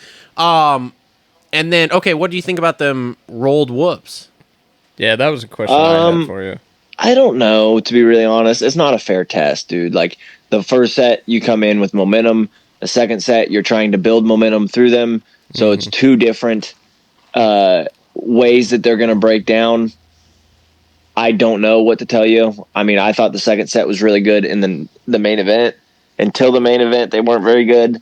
The second set was kind of interesting because they did pack them, so the tops did not really go away as much, so the cups got a little bit gnarlier, I think. Okay. But also, I think it's kind of just the dirt that they have in California too. So I don't know. I can't tell you either way because I don't think it was a fair test. We had 2 sets of whoops right out of a corner. Different story. Okay. Yeah, that was the only question I had for him. Like, Yeah. that because I wanted to be respectful of your time, unlike Mr. Awesome over here, just calling you He's only randomly. been on the phone for Mr. Awesome. He's only been on the phone for 5 minutes here. Like we got a couple more Well, minutes. so- If he didn't have time, he wouldn't answer. He's Well, got I mean, a few I am minutes. trying to watch the freaking Chiefs game right now, and you're interrupting it. But no Oh, big deal. yeah. Hey, See. let me tell you how much I care about football, Kev. So back to the Yeah, race last see. night. We'll let you go in a few more minutes. One here. more question, Mr. Awesome, and we'll let the man So what go. did you think of that track last night? Because I thought it was interesting because it was different. I didn't think it was necessarily a great racetrack per se, but the fact that there was so many different elements to it, I felt like there were different size jumps, different spacings almost a little bit. Like I felt like that was cool. Fun jumps too. Yeah. Like that tunnel jump thing looked fun. Yeah. Like what did you think of it? It's fun to hit. That tunnel jump is definitely fun to hit, not fun to race on because I mean, I guess it's a good thing because like some people will float it and then you lose time if you float it versus like trying to scrub it a little bit. So I don't know. Overall, dude, honestly, I thought it was a really good track. Like having even the tricky, that's what I struggled with a lot in the main event because how slippery it was. As soon as you pass the mechanics area after that tunnel, getting that bunny hop over double at the beginning of that rhythm section was super tough for me. So like the technical side of it, and the different the different aspects that they had, like there was a ton of different choices. The first 2 rounds, everybody's pretty much doing the same thing. So I loved how there was more choice and there was more options. So I think it was a great track all around. Okay. No, that's it. Let the man get back to watching. No. Now I got Chiefs Let's question. get back to Now I watching got the Chiefs. question. Get some bogus calls and make their way Which to the next I know round. what his answer is going to be, but I'm going to ask him a Chiefs question anyway. How do you feel about those penalties they don't call them Mahomes? That's what I was just getting ready to say. Those ghost penalties there, bro. I'm not a football guy, and this has ended up on my radar, and I'm just like, bro, this guy doesn't even get touched, and it's like flag, and then everybody else is getting like hammered, and it's like, yeah, there's no flag there. What are you talking about? This is stupid. So I think your team's cheating, but I'll let you get back to him. I think your team's cheating. I mean, we're seeing. We're losing right now. I mean, yay sports and whatever. I don't really fucking care. Your to be team's honest the new with you, but- Patriots. They got what's his nuts in the back pocket. Who's the guy that runs it? Who? Goodell. They got Goodell in the back pocket. Robert Goodell. Yeah. Is that his name? Isn't he the Did commissioner? I just pull that out of my ass? Because I feel like that's what it Is that was. the commissioner in football? I don't know. I give up. All right, Kev. Hey, man, I appreciate you answering the phone every week when we call. And you know what? Even if you don't make the main next week, I'm going to call you. All right. All right. He sounds like I a hope plan. you make the main, but if you don't, I'll still call you. All right, Kev, because I just don't want to be that guy that's Sounds only a good. fair weather fan. Okay. Just ignore the call next week. It's going to be fun. I might have to. It's going to be fine. Give Rachel my best. Yep, indeed. All right, love you, bye. That's it. Kevin Moranz, everybody. Every week, just cold call the shit out of it. I would be annoyed if I was him. Why? I would be annoyed. Why? Because he's chilling with his chick watching the Chiefs. Yeah, exactly. That's a perfect time to get on the phone and do a freaking thing. Do you Haven't you ever heard our buddy Jalik be on the phone doing an interview playing video games? I mean, you can hear it. Which is fine. I don't give a shit what you're doing in the background. If you're super deep into watching the race Saturday night, and somebody calls, I'm not answering. If I'm that locked in, I'm not answering. all right. He has the choice to not answer. We've been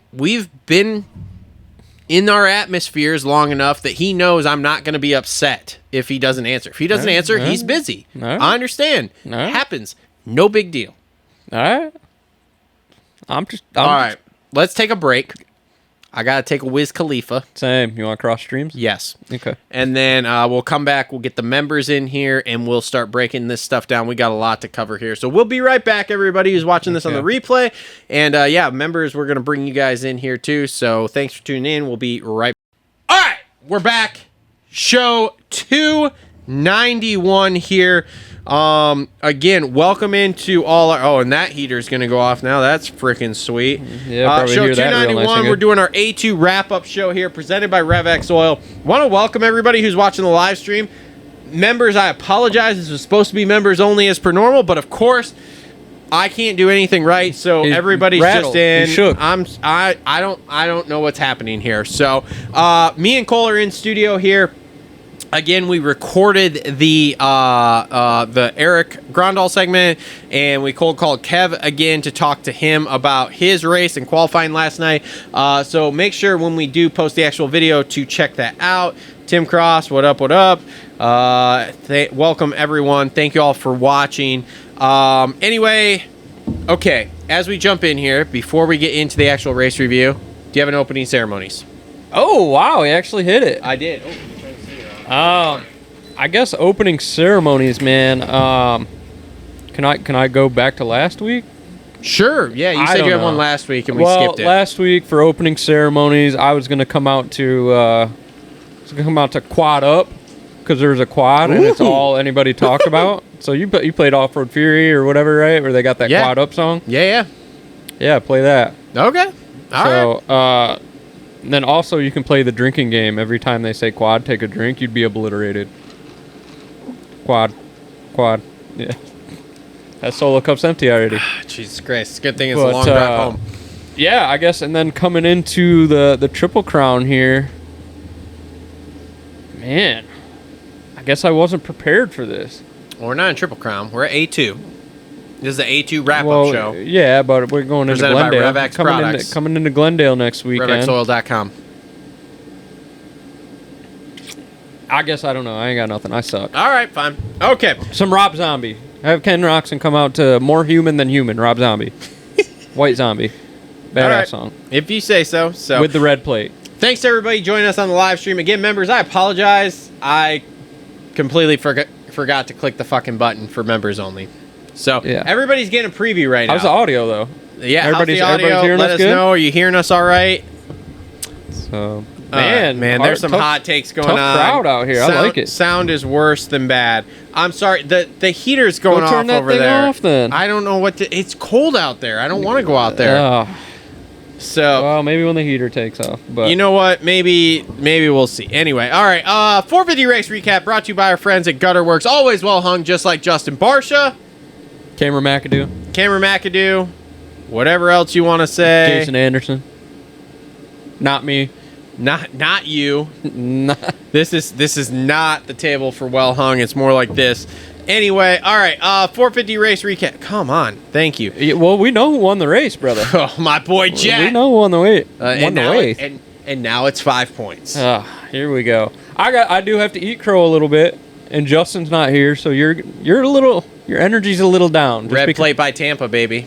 Well, Justin's not here. I sent it in the group chat. My energy went to the group chat last night. Well, I know, and we haven't heard from him since. He didn't even show up. I understand. So, I I'm understand. going to eat crow a little bit because your point was, hey, Eli can go have a shit race and he'll be right back to even. Which is ironic because... Which it happened. There we are. But I don't think we've ever seen a season with this much death where you can make that big of a point swing in one round.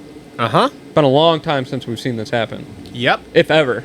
So again, your boy, Jet, he can go out and have a shitty Triple Crown, which we know he's famous for. No, he fixed that last year. Yeah, okay. We're He fine. Fixed it out of one. Everything's fine. But Situation's Jet normal. can go out and have a terrible Triple Crown and lose all the ground that he just made up. So, but yes, he made it up a lot quicker than what we thought. No. He made it up a lot quicker than what you all You thought. thought, okay, whatever. I thought this was fine. No, he was back to, for me, what I saw in particular yesterday, I saw Alien Jet show up again. In that first qualifying practice, bike looked like shit. You could visibly tell that it was shaking around a little bit when he was coming down after the tunnel jump. Yep. And then he threw it in that berm after that before the triple. Like, that bike was all over the place. Somehow got to the top of the board. I'm like, he can't sustain that for 20 minutes. And then that second one he came out, bike looked a lot more planted, whatever they did, and I hate to tell you this, but I switched him to number 1 in RM Fantasy. I did after seeing that second practice. So, and then as far as racing goes, he just kind of let Anderson tire out, and that was it. Where are you going? I'm just going to talk to myself over here. Stupid thing's killing the mood. Yeah, they said the mics aren't working, so we suck. But It's whatever. Anyway, continue on. yeah, he rode a great main event. I think for the first 3/4 of that main event before he really pulled the trigger on Anderson, it was just one main line. Like, if you got out of that main line, it was a little slick and slippery because of the rain. Yeah. And I think that's a big reason why Eli struggled coming through the pack. Like, there's not a lot of room to move around without sliding out. I mean, we saw Chase slide out a bunch, so just kind of bought his time and did what he does, and I don't know, man. Guess we'll see. We'll have to wait and see. So I'm not gonna gargle him like you do, though. So. Dude, bro, I mean, I'm just everybody. Round 1, we never read into it too much, except for Jet lost the fucking title that night, according to Justin. I love Justin, but he literally was like, Jet lost the fucking title. And I'm just like, what are you talking about? We're 15 points down. And now it's amazing how I said, oh, just give us a couple of rounds here. And now we're 3 rounds in and we're 5 out. Weird. Fucking weird. Yeah, I don't know what Justin would say. I was on board with, like, it's going to be a deeper hole. He would be backpedaling right now. Again, like with the depth, like all it takes is one round to have a huge point swing like this, and we've never, at least all the years I've been a fan, I don't think I've ever seen point swings like this. I don't think so either. Like this, like 12 down to 5 in 1-2 rounds. That's pretty insane. And I don't know. We're in for a hell of a season. We're in for a hell of a Triple Crown next weekend. I'm super excited for that. I am too. And to be completely transparent here, as I talked to Eric earlier, which you guys will hear on the replay if you watch it, I don't think that Jet is going to win this weekend. I think it's going to be Eli or Kenny. 100%. And I said the same thing. Like, you look back historically, like, and we can just move right into our second place guy, Ken Roczen. Won last year. Yep. I think he was the first guy to ever sweep a Triple Crown, and that was in Glendale, if I remember correctly. What year was that? I mean, we can't look it up. It was on the Honda. Probably 2021, maybe? Something like that. But anyway, he swept a Triple Crown. Glendale always seems to be good to him. And another guy that's had some pretty phenomenal rides in Glendale is Eli Tomac. Mm-hmm. I don't know if you remember the year on the Cowie when he got it figured out and won by like 16 seconds. Yep. Dude, I think it's gonna be a barn burner, and those guys are both historically good Triple Crown guys. Yep. They always do well. So. Yep. And like you said, Ken Roczen got second last night and has the red plate now. Crazy. which is fucking wild. Who saw that coming? Not me, bro. Yeah. Not me. So Kickstart Kenny is no more. We got Red Plate Roxon out there, boy. Red Plate Roxon, love it. Red Plate Roxon, and I can only hope he comes out in an all red set of gear. I hope so too. Did you notice Eli's red gear last night? Oh, it was icy. It took me a while to realize that, and I was like, "Oh, red I plate." noticed it right away. I was like, "That's sick." Yeah. That's sick. So Yep. Hopefully Kenny does that. But Red Plate always looks good on a Suzuki. That bike's outdated if you didn't know, but it's currently leading the points in 450 Supercross. It's weird. But damn, Kenny last night. Dude, there was a point I was like, Ken could win this. That's kind of where I was at. But then this is how Kenny starts seasons. Just starting them off with 3 podiums in a row? Yeah. There's I got to get outside like round 8 and see him still be doing this to be like, all right. It's almost like he's adopted like the Dungy mentality, like, and he said it on the podium at the first round, like, I don't even want to win. Yeah, I'll He just get second. It's fine. Look at no him big racking deal. off these seconds and thirds and just staying on the podium, and dude, points leader. Yep. What's he up, 1 or 2 though? It's still I think it's close. like 2, yeah. It's Yeah, not- either not way, man, crazy. that's super cool, and nobody expected it. No. I don't think anybody expected Ken Roxon no, with no, red no, plate. no. So, Nope, not at all. but as for last night's race, like showing some fight. Yeah. And I don't know about you, but I was surprised to see him in it all the way to the end. I was too. I thought there was going to be a point of drop off there, and there was not. There was not. He rode well, rode all the way to the end. So that was good. That was good. All right. So third place, Jason Anderson there. Lit kit. Okay, Lit kit of the night. if you say so. That's my lit kit award rider. If you say so. Like the getting into gear talk, you those watching know I love gear talk, but that A-Stars with the blue, the black, it matched the bikes. You know, the Cowie's got the little blue streak in there. It looks sick. I know. And I've been he was- looking to do one of them Milwaukees Yeah, one of those. and a Kawasaki livery, Maybe, but but I haven't decided how I'm going to do it yet. dude, Jason Anderson. Where you at? Waiting to see still. Still waiting. Yep. 2 podiums out of 3 rounds. So 2 it for was 3. It was very interesting to watch Jet try to figure out a way around him last night without poking the bear. They raced really clean. Well, yeah, duh, because Jet's like, dude, I don't want any part of it. Yeah, but even like Jet was racing him like Tomac races bar I know. shop, I was waiting for it. which is like, do not poke the bear. I was waiting for it. And then in the presser, he still was like, yeah, man, great race, whatever. It was like Jet danced around saying like, bro, homeboy will take me out if I hit him. I wasn't touching him. Yeah, usually Jason like does a real quick counterattack. You didn't see that last night though. No. Not in I mean the heat, he never even got close enough to make a move in the heat. The Maybe thing- once. Who, Jet? Yeah, because the heat race was like a spitting image of the main. Dude, Jet was so much faster than him.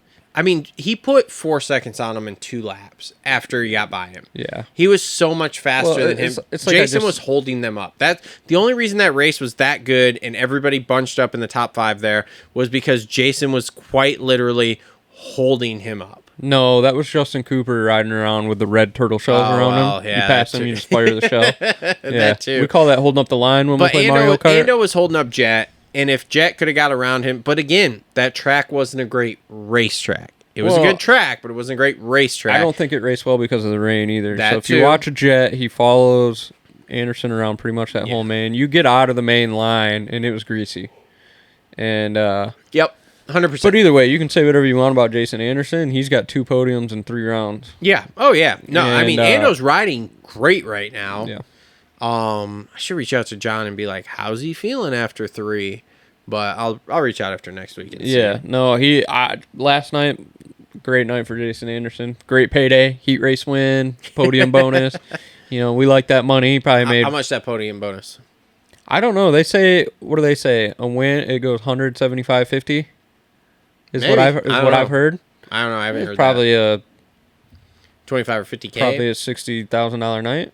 Probably made as 60, much. 65 maybe. Yeah, probably made as much last night as I did all As last a lot of year. people making a year. Yeah. Sweet. Yeah. Sick, bro. Yeah, and then hopped on the plane, went home. That was probably paid for too. Yeah, more than likely. So, no, I love when Jason Anderson's up front. We need that. And one thing I noticed about him is not many times does Jet Lawrence get schooled in a section on the track, but I really noticed it in the corner before the finish line. If you go back and watch, they were popping over that double-double. Okay.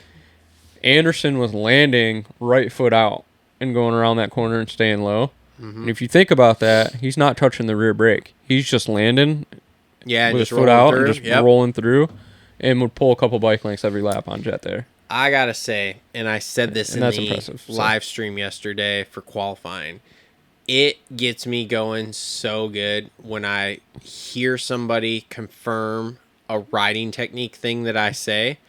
Being a guy who hasn't rode his whole life, to be able to watch this stuff, pick up on it, and say, oh, this is what's happening there.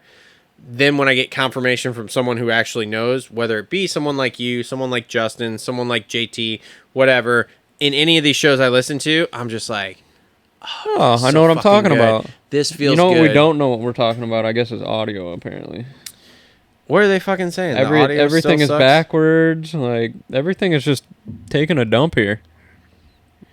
I don't understand what I don't know what to Put say. your mic to... Yeah, we're going right through that audio probably instead of this audio. More than likely, yeah. So I don't know. We suck, but... So just watch the replay. Watch the replay. I don't know. This is all fucked, apparently. But, yeah, Jason Anderson on the podium, baby. Team Green. Let's get it. Good-looking bike, good-looking gear. And dare I say, good-looking dude. Oh, Lord have mercy. We'll see what happens. All right. Okay. Fourth place, Chase Sexton. Man, he was... Sick. I didn't know he was sick. I didn't hear that on the broadcast. Sick, and he really was sick. Go watch Lewis Phillips' interview. He's sick. Yeah, he's hacking up loogies in an interview, so he gets a pass. He gets a pass, but he's another guy. You could see him he was stuck in the line because anytime he'd go to make a move, he'd slide out and all that stuff on the grease, and he just kind of fell in line, and that's where he was last night. Yep. I think maybe a Chase of old probably would have ended up hitting the deck. Yeah, Agreed? more than likely. So, yeah, stayed in it. How far is he down? I think when I looked at the points, like Anderson was the furthest down at like 15, and he's really not that far out. He is second with 51, or 59 points, and Kenny is first with 62. So he's 3 down. And we need to figure out how to get audio to that thing. I don't know why this sucks. I don't know why it sucks either, because that should be working the way. Let's see. Hold on. I don't know. We'll play with it. Great radio here. All the people that are going to watch this back that's not live are going to be like, you're garbage. Oh, that might have worked. Did that work? That might have worked. Let us know if that worked. Are you watching the comments over there? Yeah, I'm watching the comments. All right, let me know if that worked. But that plugged in and said headphones. Dude, we got 50 people watching. It's crazy. I know, it's wild. It's wild that people want it. It says 54 up there. All right. It's crazy. People want to watch us. I feel like that really worked because that plugged in and said the headphone thing. Said something in the top. Whatever. Yeah, like the headphone volume came up. So hopefully that's better now. I don't know. Who knows? But either way, find out. Fourth place, Chase Sexton. Yep. Dude, I thought that was super solid of him. I think I was a little bummed. I thought he was going to make a charge there and kind of go with Jet, get around Kenny. Yeah, but then when you hear he's sick, it's just that's typical of what happens. So what? You got a tinfoil hat on his sickness, or you think it's just what's going around? No, right I think now? it's the stuff that's going around. There's way too many guys that have all had this that it's just going through the pits. Because when you go down the line, Ando's had it, Sexton's had it, Hunter's had it, Webb had it. Stu had it. Barsha had it. Yeah, they're like all making out in the pits and stuff. Yeah, something like that. Yeah. All right, Hunter Lawrence, 5th place. I thought that was better. His interview on press day, okay, this is a better finish, but man, did he look like garbage throughout the night. Dude, I don't know how he got 5th after seeing those first couple passes through the whoops. That was terrible. Did you see that? Oh, it was terrible. I'm like, dude, he looked like at the local fair race. I could have gone through those whoops better, apparently. You probably could have. I'm just saying, it was bad. Well, he when your like brother he was about going backward. ass-packed him. Yeah, in the whoops. In the whoops, yeah. I watched that and I'm like, oh my God, he's going to go so far in the back of the pack. And I love the fact that Jet was like, come on, bro, like, let's go. And then I was like, dude, you got to go around him. You have to fucking go around him. Had to go. There's nothing that's going to happen that isn't going to be helpful. Yeah, obviously I don't know, we didn't really see much on TV if he switched to jumping or just figured the bike out because... Yeah, I don't know. in that Red Bull video, which was great, by the way. Did you watch that? I have a rant coming up about that. Okay, well, they need to send it into Netflix. I mean, the Red Bull video was great. I thought it was great. There was just comments in that was made that I need to. Okay, well, we'll talk about that at halftime, I guess. But no, that was very surprising for me to see Hunter Lawrence end up 5th after watching that first couple laps. Yeah. There. Oh, 100%. He looked so timid and scared. 100%. So, man, just 5th place is his spot. Like, that's just who he is, I think. Hey, bro. What is he? 5-5-5? It's better than last year. Yeah. Yeah. I mean, it's better than last year because last year he started with literally not making the main. So, 100% better. Yeah. It's just weird that Jet's that much better and Hunter's not. You know, if it is all the bike. That's just proof there that there's a lot more than just the rider. The interesting thing I've found is that, like, every time somebody talks about it or whatever, they're like, Hunter's okay with Jet being better than him. Like, Hunter's like, if I can't win, you need to fucking win, bro. So, see how that joint bank account? Yeah, because we keep talking about, like, so at what point do they separate? And it's like, but we'll see. They probably got that joint bank account. 100%. Some money may have left. That's what I keep hearing is that it's a family account. Yeah. There. So we'll see. They just got rid of one of the family members, so they're gonna have a little more money. We'll to get play to that with, too. so. TLR tinfoil hat coming up here. Justin Cooper, 6th place. Dude. So the funniest thing about this is I had a couple of my buddies over watching the race last night, 2 of them. My buddy Rayboy T, he's sitting there, he's like, dude, what about Cooper pulling a Dungey going from the LCQ and then winning the main? I was like, you're drunk. And then we get into the main, he's out front leading half the thing. Yeah. Like, Triple Crown next weekend, Justin Cooper could win one. Yeah, 100%. Like, I don't know. I haven't listened to any post-race interviews or anything, but did he get tired, or what was the deal? He almost died on the over-under. I did see a clip of that. He started thinking about the fact that he was leading a 450 main event and tightened up. Did you see him about weeded on the over-under bridge? Yes. Yes, I did. That would tighten. Gnarly. That would definitely tighten you up, too. That will tighten up your sphincter hard. Whew. You like these big words I'm using tonight? Yeah, that would Kegel your sphincter. 100%. Kegel exercise on that thing. Oh, God. Yep. Tighten up the balloon knot. And either way, man, that's kind of where we pegged him, right? Right in the middle.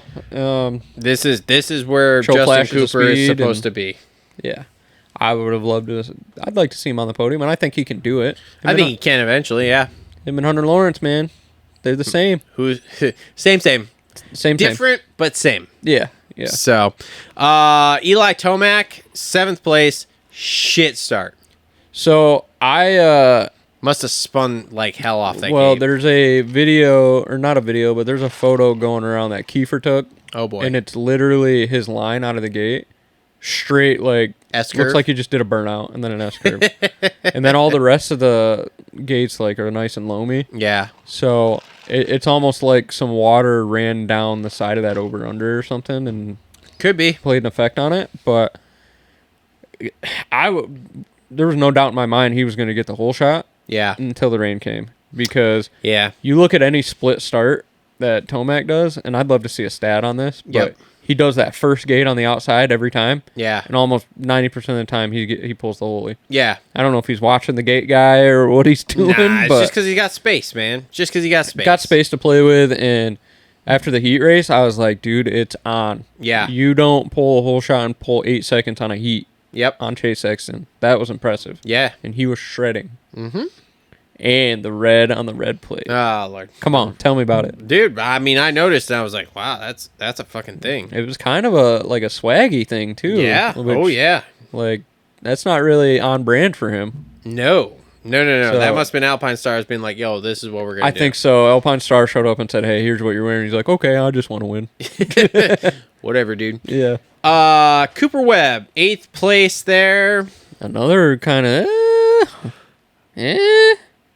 So, almost passing the Mac back, though, at the end there. So, his off season was not what we all thought it was. We kind of thought, but didn't know. Well, I didn't know anything until the season started, and he started talking about having an injury. Then I started hearing rumblings about this. I don't know. There was a separate crash. 4.5 weeks is what I'm hearing he was off the bike Yeah. in off season. 4.5 weeks. Is that from Australia?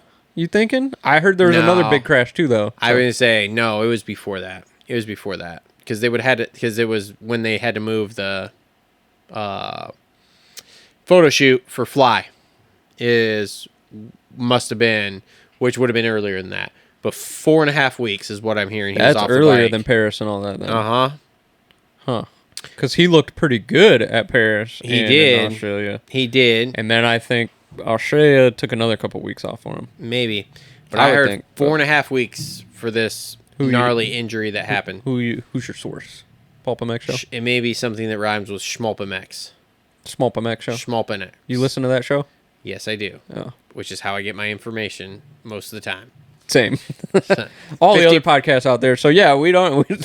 Yeah, I mean, I talk to other people. I have some information about some other stuff we're going to talk about later here from other people that's not Schmulpamex, but Schmulpamex does have a lot of stuff, and then when you just connect dots like I do, you're like, oh.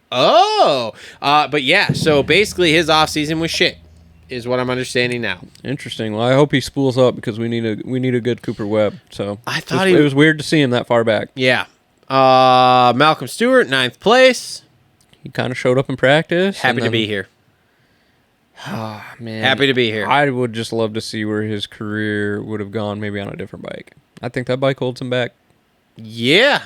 Yeah, I don't think I know that bike's holding him back. Yep. That bike's not good. Here to say it.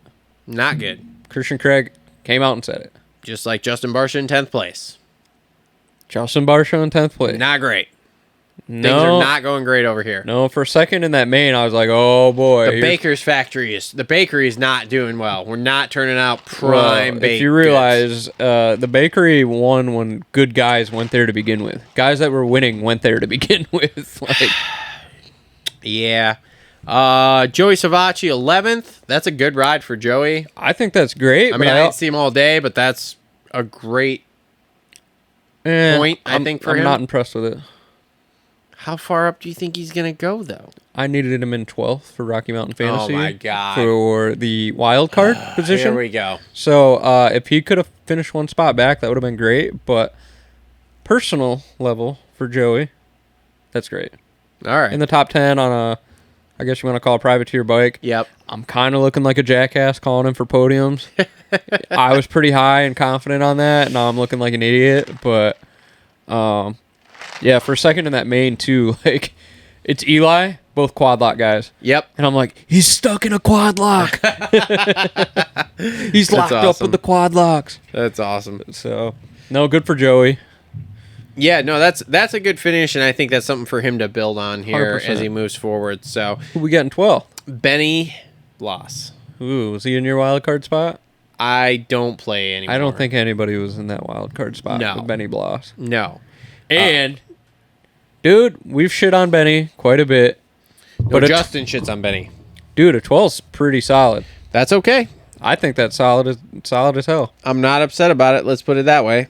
So I'm all right with it. good for the beta. Mitchell Oldenburg 13th. Dude, 12 and 13 for the beta Boys. Just back to Oldenburg back. in the heat. Oldenburg in the heat, bro. It's hilarious on X. Somebody was like, man, that Honda Oldenburg's riding with the blue rims is fucking ugly.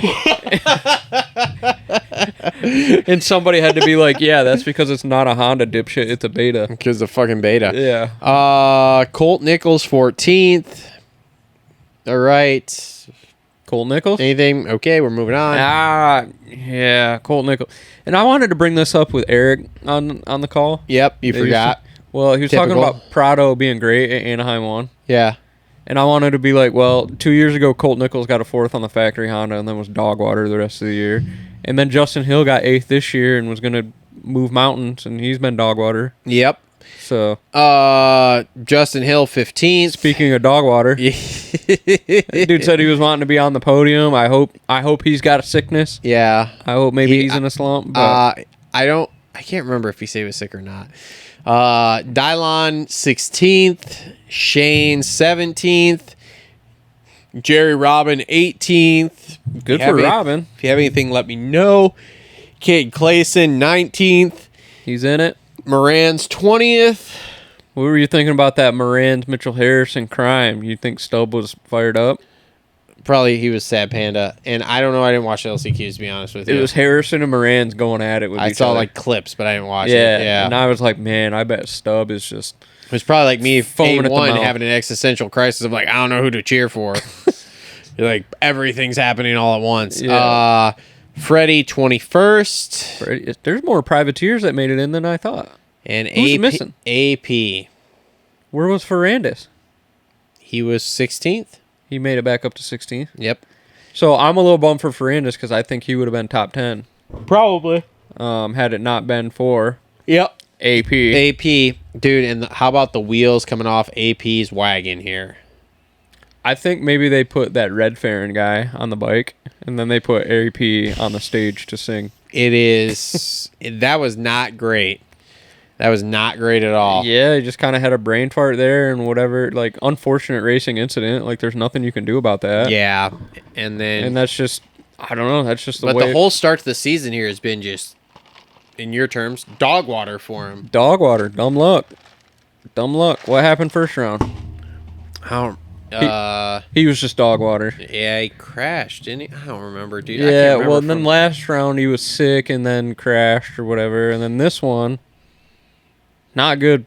Not good for the Cowboy. It's not going great at all, to be honest with you. So, yeah. So anyway, look at Taylor asking about the two-smoker bomb cow he dropped. We'll talk about that. All right, so that has been your 450 race recap brought to you by our friends at Gutter Works. Always well hung, just like Justin Barsha. And Jason Anderson. I gotta go pee again. And Cameron McAdoo. Because I broke the seal. So talk about this Kawasaki two-stroke. You want me? No. Yeah, because I want you to talk about it with me. No, I don't know anything about it. You're the Kawasaki guy. Talk about this Kawasaki I don't know two-stroke. much about it either.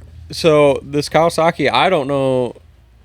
Yeah, I don't know shit about it really either. They've done a really good job of keeping tight lips about it. If I had to guess, I would assume it's more of an off-road oriented bike.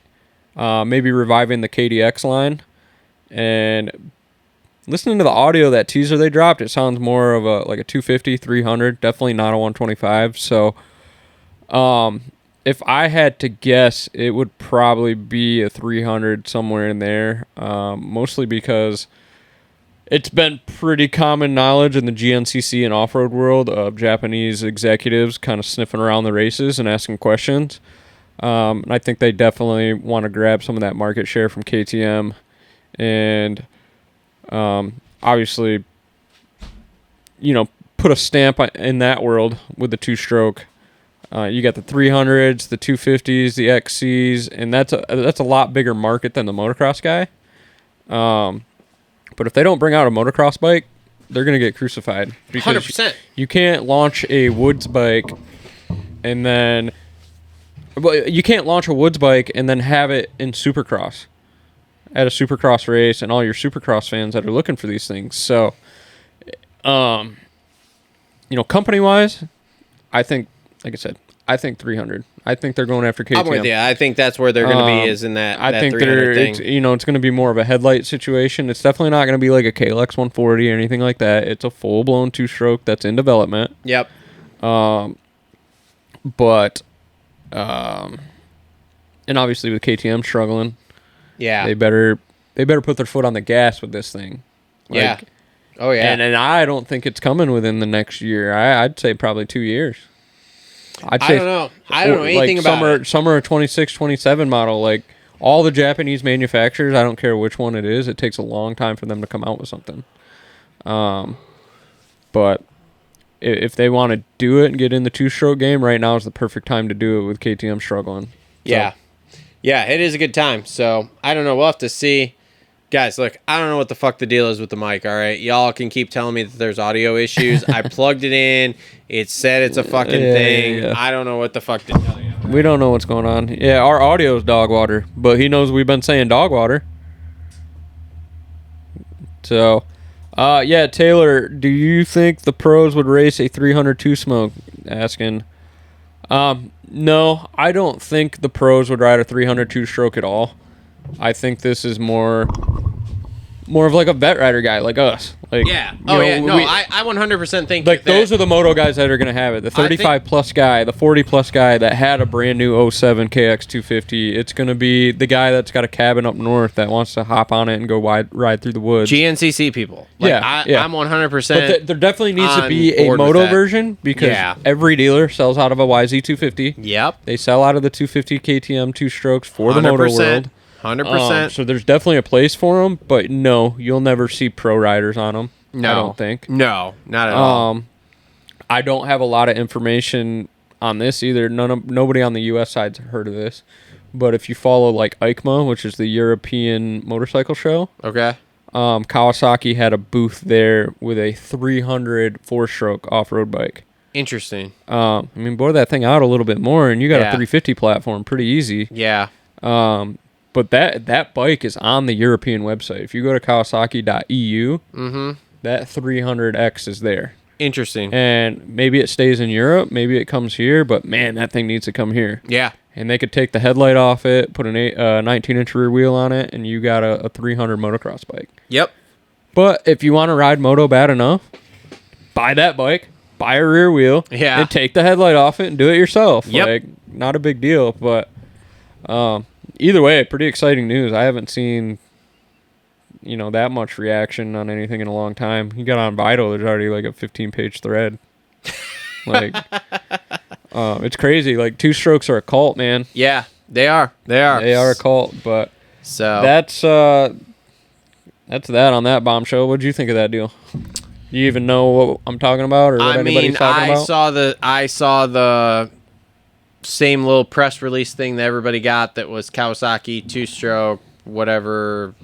Yeah, That's the all the info I the got. little I statement haven't from heard Jimmy. anything about this until literally this weekend, so I don't have any info. I mean, there's been a rumor of a 2-stroke coming back for like the last 5-6 years, but now that confirms that there's definitely one in development. Yeah. More information to come. but when Kawasaki's saying it, then there's one in they're development. definitely for in sure. development. Yep. But time frame, any of that, nobody knows. Who knows? And I hope the marketing department does their If job. you don't actually know, then we don't have any idea. Telling you, employees don't know shit. Yep. They do a really, really good job of keeping things under wraps. 100%. 100%. So, all right, and that is our beginning of our Complete Racing Solutions halftime report. Make sure to check out CompleteRacingSolutions.com. We have Coach Rob and the Coach Rob Podcast Network on board with us here, so make sure to go check those out if you need anything. If you want to know anything about vet racing, amateur racing, all that kind of stuff, Coach Rob has a full lineup of podcasts to talk about that kind of stuff. So go check that out. Again, CompleteRacingSolutions.com has links to all that stuff. Links in the description down below. Again, to anybody watching on the live stream here and members, sorry, this is supposed to be a members only live stream. I don't know what the deal is with the audio. We'll work on this. I'll get some different mics or whatever for the live stream audio, I guess. I don't know. I don't know what to tell you, dude. It's just I don't know. I've plugged it in. It says it's plugged in. We're here, so like whatever. Get off my back. I'm sorry. I'll talk as loud as I possibly talk louder over there. It's Mr. Okay? Awesome. Mr. Talk Awesome. louder over there. All right. Complete Race Solution halftime report. So, Oh boy. have you been hearing Where are you about? starting? Have you? Is this tinfoil hat or what do Nope, we got? nope. We're just gonna talk Ducati. Whoa, Ducati. Have you been hearing the stuff about Ducati here? What stuff? No, I'm not in the loop. Fill me in. Did you listen to Pulp this week? I did not. Fill me in, Mr. Awesome. So Steve has been doing some digging there. Shout out to Steve.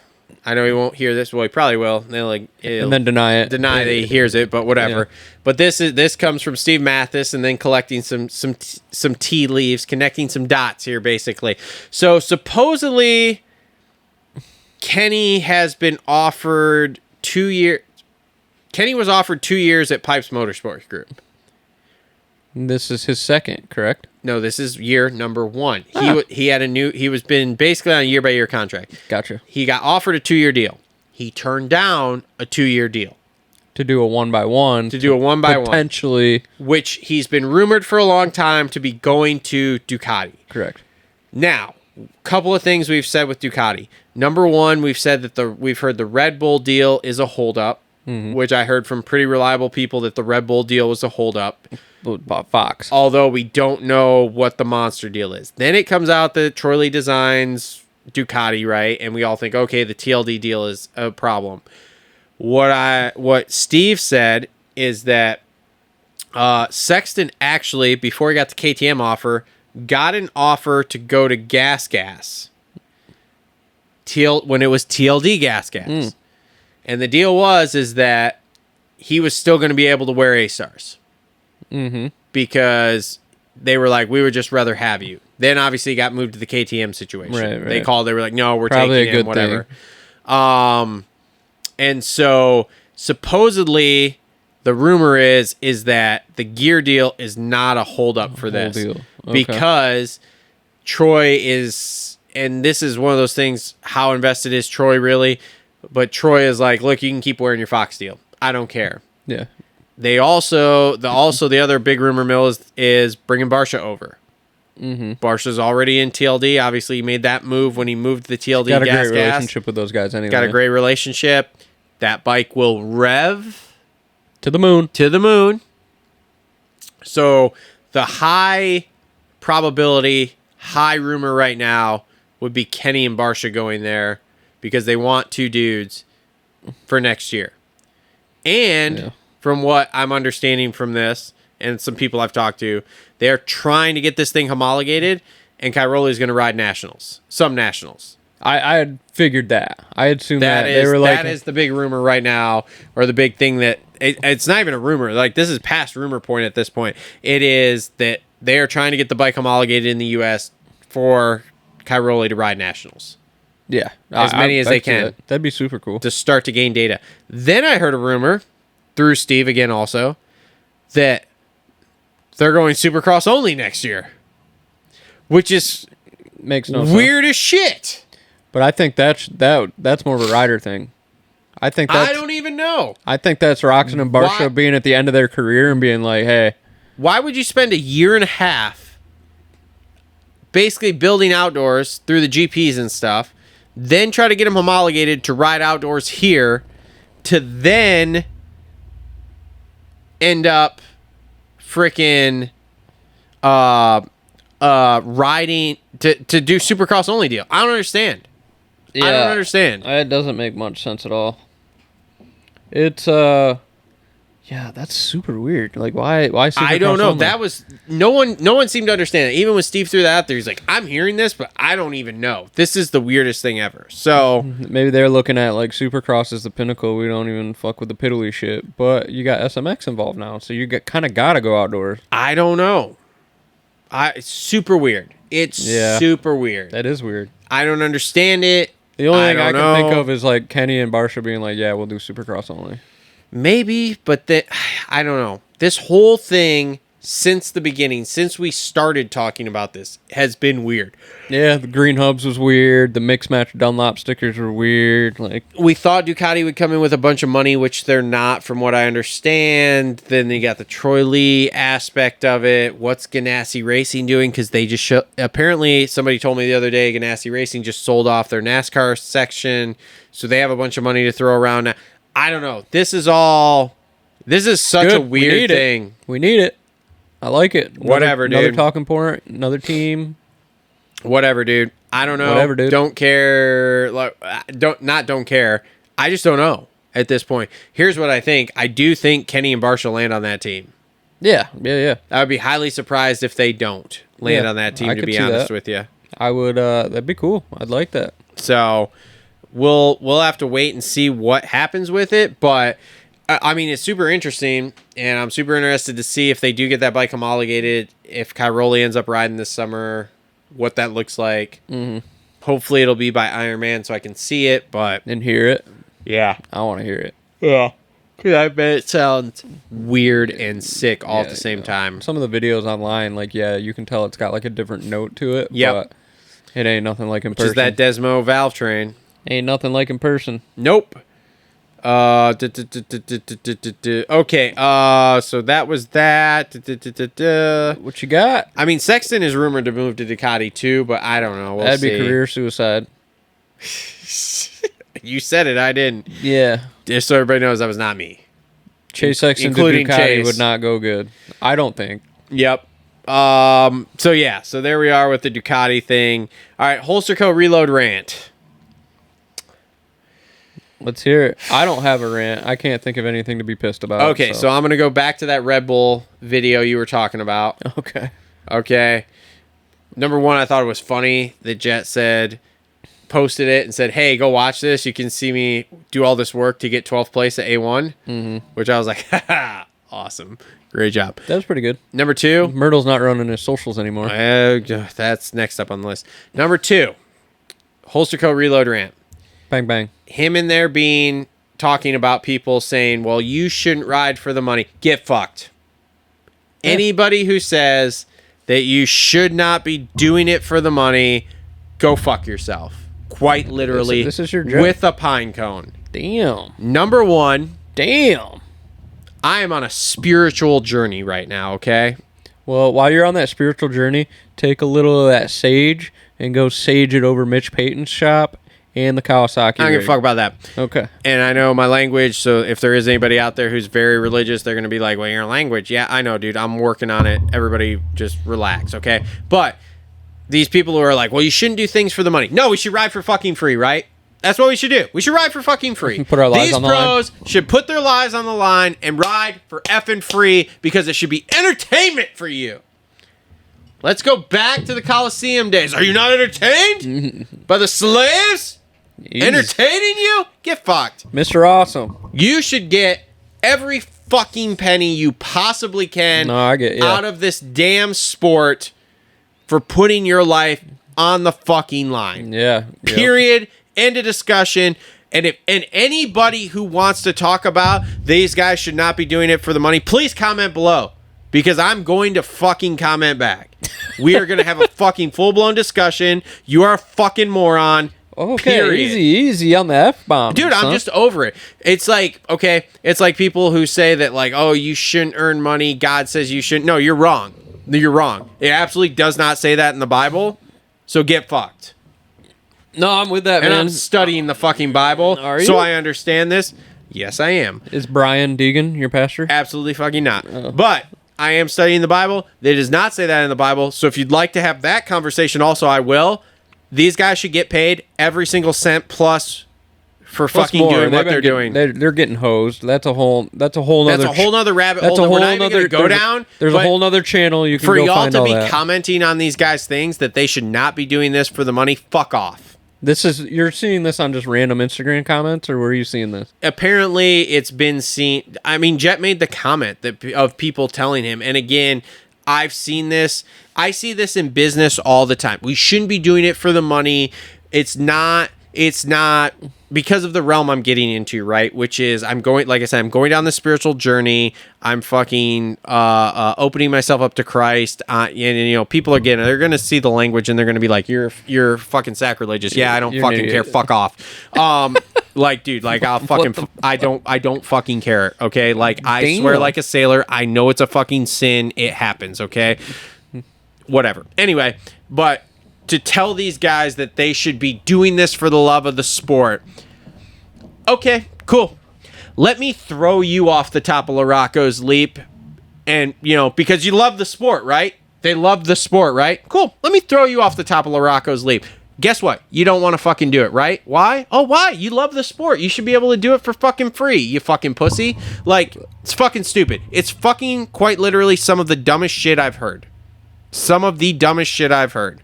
No, I agree. Period. That's stupid. I hope those people are trolling instead of being for real, but if you're for real, you're fucking moron. Oh, I'm with that. Yeah, a guy, driving a race car in NASCAR, he's not driving for free. No. These guys should be getting paid all they do plus more. Yeah, 100%. This is these guys' job. When you go to a job, what do? You work to collect a paycheck at the end of the week.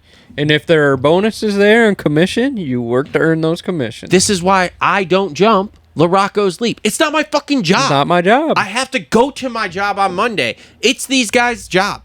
I don't know. That to me was the most asinine comment, and that is happening because I see this in the entrepreneurial space too, of people saying oh, you should do this because you love it. Well, I do love being an entrepreneur and I do love owning businesses and I do love it, but I would also like to make fucking money to support my fucking family and myself while doing it. Yeah. I don't want to just powder coat shit just because I enjoy fucking doing it. So Yeah. so quit making dumb fucking comments like this, people. The right. internet's a fucking wild place. It's unbelievable. These people are fucking morons. They're right. absolutely morons. You good? Anyway, okay. Holster coat reload ramp. You did chilling? that. Mike's gonna love that one. You're back to normal. I'm back to normal now. Okay. All Okay. right. So now let's go into our TLR tinfoil hats. Okay. Well, how much time we got on our memory card over there, Tech Man? We got a little bit of time. How much? We gotta move through this. Okay. Okay. Let her rip. TLR tinfoil hat here. Okay. So the Lucas Myrtle Lawrence breakup here. Big news. Big news. That was a bomb. That your boy Doesn't pass the sniff Your test. boy doesn't pass the dropped the sniff bomb test. on it. Doesn't pass the sniff test. No. When was the last time you saw somebody break up with their agent, put a post up that they're no longer with their agent? Because it's never happened in our sport before. It happens all the time. Yeah. People stop working with each other all the time. I don't put a fucking post up of, hey, by the way, so-and-so that was a commercial client for me coding, we are no longer working with. Doesn't happen. Doesn't fucking happen. I don't watch other sports, but in other stick and ball sports and stuff like that, if an agency or something drops a client or whatever, is that news? I don't know. I've never fucking seen it. I don't. Yeah. I This guess is the first time I've seen something like this. This is the first time I've seen something like this in our sport, for sure. But here's what I'm saying. It didn't pass the sniff test. I've now done some digging. It's not all what it seems. There is shit happening behind the scenes here in Lucas's life that I believe are causing these issues to arise, on top of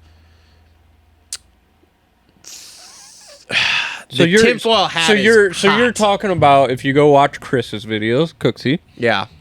talks about Lucas going through a divorce. That I think is And part where of this. my mind goes is, do you think he's going through a divorce, getting a little desperate, moving some money around? Okay. Is that where you're going with this? That direction? Hold on, I'm trying to decide what I want to say on camera here. Okay. Because I know things now. There were things that I've been told by sources That weren't just podcasts, by the way. weren't people. podcasts. No, this is not stuff that's been publicly put out on the internet. There were things that were done that I don't think were supposed to see the light of day, but because there is this unfortunate division of a marriage going on, things have come to light that shouldn't have. Yeah. And things that I'm not sure were done in necessarily a problematic / evil intended way. Not done in a... Yeah. Not done in a nefarious way. Done in a way of More big words. this, done in a way that probably, if done correctly, wouldn't be an issue at all. Yeah. Just missed a But step or two. because it was not done in the correct way, and then so was brought to light by things, and this is So just me basically what I'm piecing saying is stuff he was together trying to with dance things. his way around to do something, missed a couple steps, red flags are up. Yes. Going Red on. flags were up. Red flags were then thrown out by other people that then caused this to explode. Yeah. And And that's not even it. I think it's unfortunate that there wasn't a conversation behind the scenes like, hey, what's up with this? Or I did they think so can him? too. But then too, my tinfoil hat just becomes on fire when Wasserman puts out a public release thing. Because Wasserman doesn't put out a public release without either A, this being 100% legit, or B, did you see his second post? Do you follow him on Instagram? Yeah, the grammar was not great. I don't give a fuck about the grammar. Fuck the grammar. I would have at least maybe consulted with somebody before putting out a statement of my own. I don't know. My thing is that when you put in that second post, it didn't pass the sniff test to start, and then when you add that second post in, on top of the few things I know behind the scenes, you start to go, this may have been a play at a very much higher level than just what's happening. And why, I don't know yet. Are you I'm trying still to out relate there it back digging. to the promoters kind of thing, or that's where you going with it kind of thing? Okay. The promoters, Wasserman, there's all sorts of stuff here that, like, things aren't passing the sniff test with me. Yeah. This, to me, do you is think too big of news for what the fuck it is. If it was as simple as an agent skimming money Why are we hearing about this? Fucking happens all the time. You can go back to the 90s, and I don't know the agent, but I've been told this story by multiple people now. You can go back to the 90s with like McGrath and stuff. There was an agent at a point, and maybe it wasn't even McGrath, maybe it was other people, but there was an agent at a point that talked a bunch of high-end riders into investing into a golf course that never panned out, but they made a huge fucking commission on it. So this kind of shit happens all the time. We don't get press releases that we're not working with our agent anymore. The agent made a big commission. The riders lost their ass. The riders lost everything. Yeah. And there were some of them that literally decimated them. Yeah. From what I've been told. But the agent made a bunch of money. So, again, doesn't pass my fucking sniff test. Here. Do you think we'll get the real story ever? I think I will dig it up here in the background because some of the stuff I've been digging so far. Like I said, I have a what I consider an okay grasp, like a legit through sources. Somebody releases a statement that's legit on what the fuck. I'm not sure that Myrtle won't be the one to do it. Yeah, and what he said, I'm not sure that that's necessarily like something that we should overlook. Like I said, with Lucas, I don't know. And then everybody can go to, oh, he's a piece of shit. I knew he was a piece of shit. Yeah, of course. This kind of stuff comes out and. You know, something like this, and everybody fucking piles on that doesn't like it. Lucas is not a yes man. Yeah. Lucas has pissed people off. So, of course, everybody now who has any sort of axe to grind with him is going to come out and say, fuck this guy, and I knew he was a piece of shit. But, like, you got to take that for what it's worth, too. It's the fucking internet. Same thing I just fucking told you. Do you know how many times I've been told I'm on drugs? This week because of what I sell different products for online? Yeah, get fucked. Yeah, y'all are fucking morons. My only thing is, and I don't know the complete story on it, but there was some stuff that went on with the Jeff Ward Racing team. Yeah. And that was all Myrtle. And Josh Grant ended up coming out of that fucked. Yeah. So it's become this thing where, you know, like Ashley Grant even commented on some of the stuff, like, we tried to warn younger kids coming up of this deal. And if you notice, he doesn't represent any of the guys from that generation. It's all new kids that have come in. Yeah. Like I said, I don't know. Again, and what happens to everybody else that he's representing? I will say, I could reach out. I have a connection to Josh Grant. So do I. Through Kawasaki or something else? One of my coworkers used to... no, I have like a very modern... Be a shoey helmet guy for him. No, I have a very modern connection. Okay. Now, I know his neighbor. I'm literally friends with his neighbor. Oh. They ride his track all the time. That's sick. Let's go ride his track. I want to go throw some whips with Josh Grant. So, yeah. So, like, I would like to know the true story on that, but I don't know if there's lawyers and NDAs and all that stuff. I will do a little digging and see what I can find. That'd be cool. Because it would be interesting to know. I didn't know he was involved with the Jeff Ward Racing. I remember Dino, because I had somebody ask me about that. On it? Yeah, I remember somebody asked me about that the other day, and I was like, oh yeah, like Dino got fucked on that deal because that was his 450 deal he signed, and then the team folded before the season started. Yeah, and that was, I'm pretty sure Myrtle put all that together or whatever. Yep. So I don't know, man. I hope there's. Either way, with all the speculation, it's not fair to both sides. All the speculation. Fuck, Myrtle got crucified, man. And I'm even a guy that came out and said, man, there was always been kind of something off about that guy. This is why I say it doesn't pass the sniff test, dude. For the way that went, it doesn't pass the sniff test. This is okay and we won't go too far in the weeds here, but if you are a tinfoil hat person, one of the major things, depending upon how deep you go here, is that it's always with, if someone is all of a sudden everywhere all at once. So, for example, this news story, all of a sudden everywhere all at once, that he's a piece of shit, skimming money off the top, you have to question why that is. Mm-hmm. And what I mean, if you go into the tinfoil hat world, Andrew Tate, why all of a sudden is he everywhere all at once? Any of these people you see on the internet, if they all of the sudden pop up and there's not a history, and then all of a sudden it's like the only thing you see everywhere, you go, why is this happening?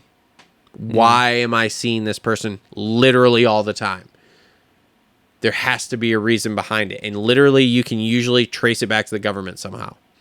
So when I see this press release all of a sudden pop up, which again, in Your this boy Lewis sport Phillips got it. doesn't fucking matter. That's your homie. Because it's fucking agent that we're no longer working with. That doesn't fucking matter. No one cares other than us real hardcore people, which we would have found out and been like, huh, that's fucking weird. So to put a press release out and then have Wasserman follow it with a press release of him not working there anymore. There's something it doesn't pass the sniff test. Does it not pass the sniff test? Name one other time in the history I'm just fucking this with would you happen. because you said pass the sniff test like 18 I times. have. Name one other time this has happened in the sport. It hasn't. No one gives a fuck about agents. Yeah.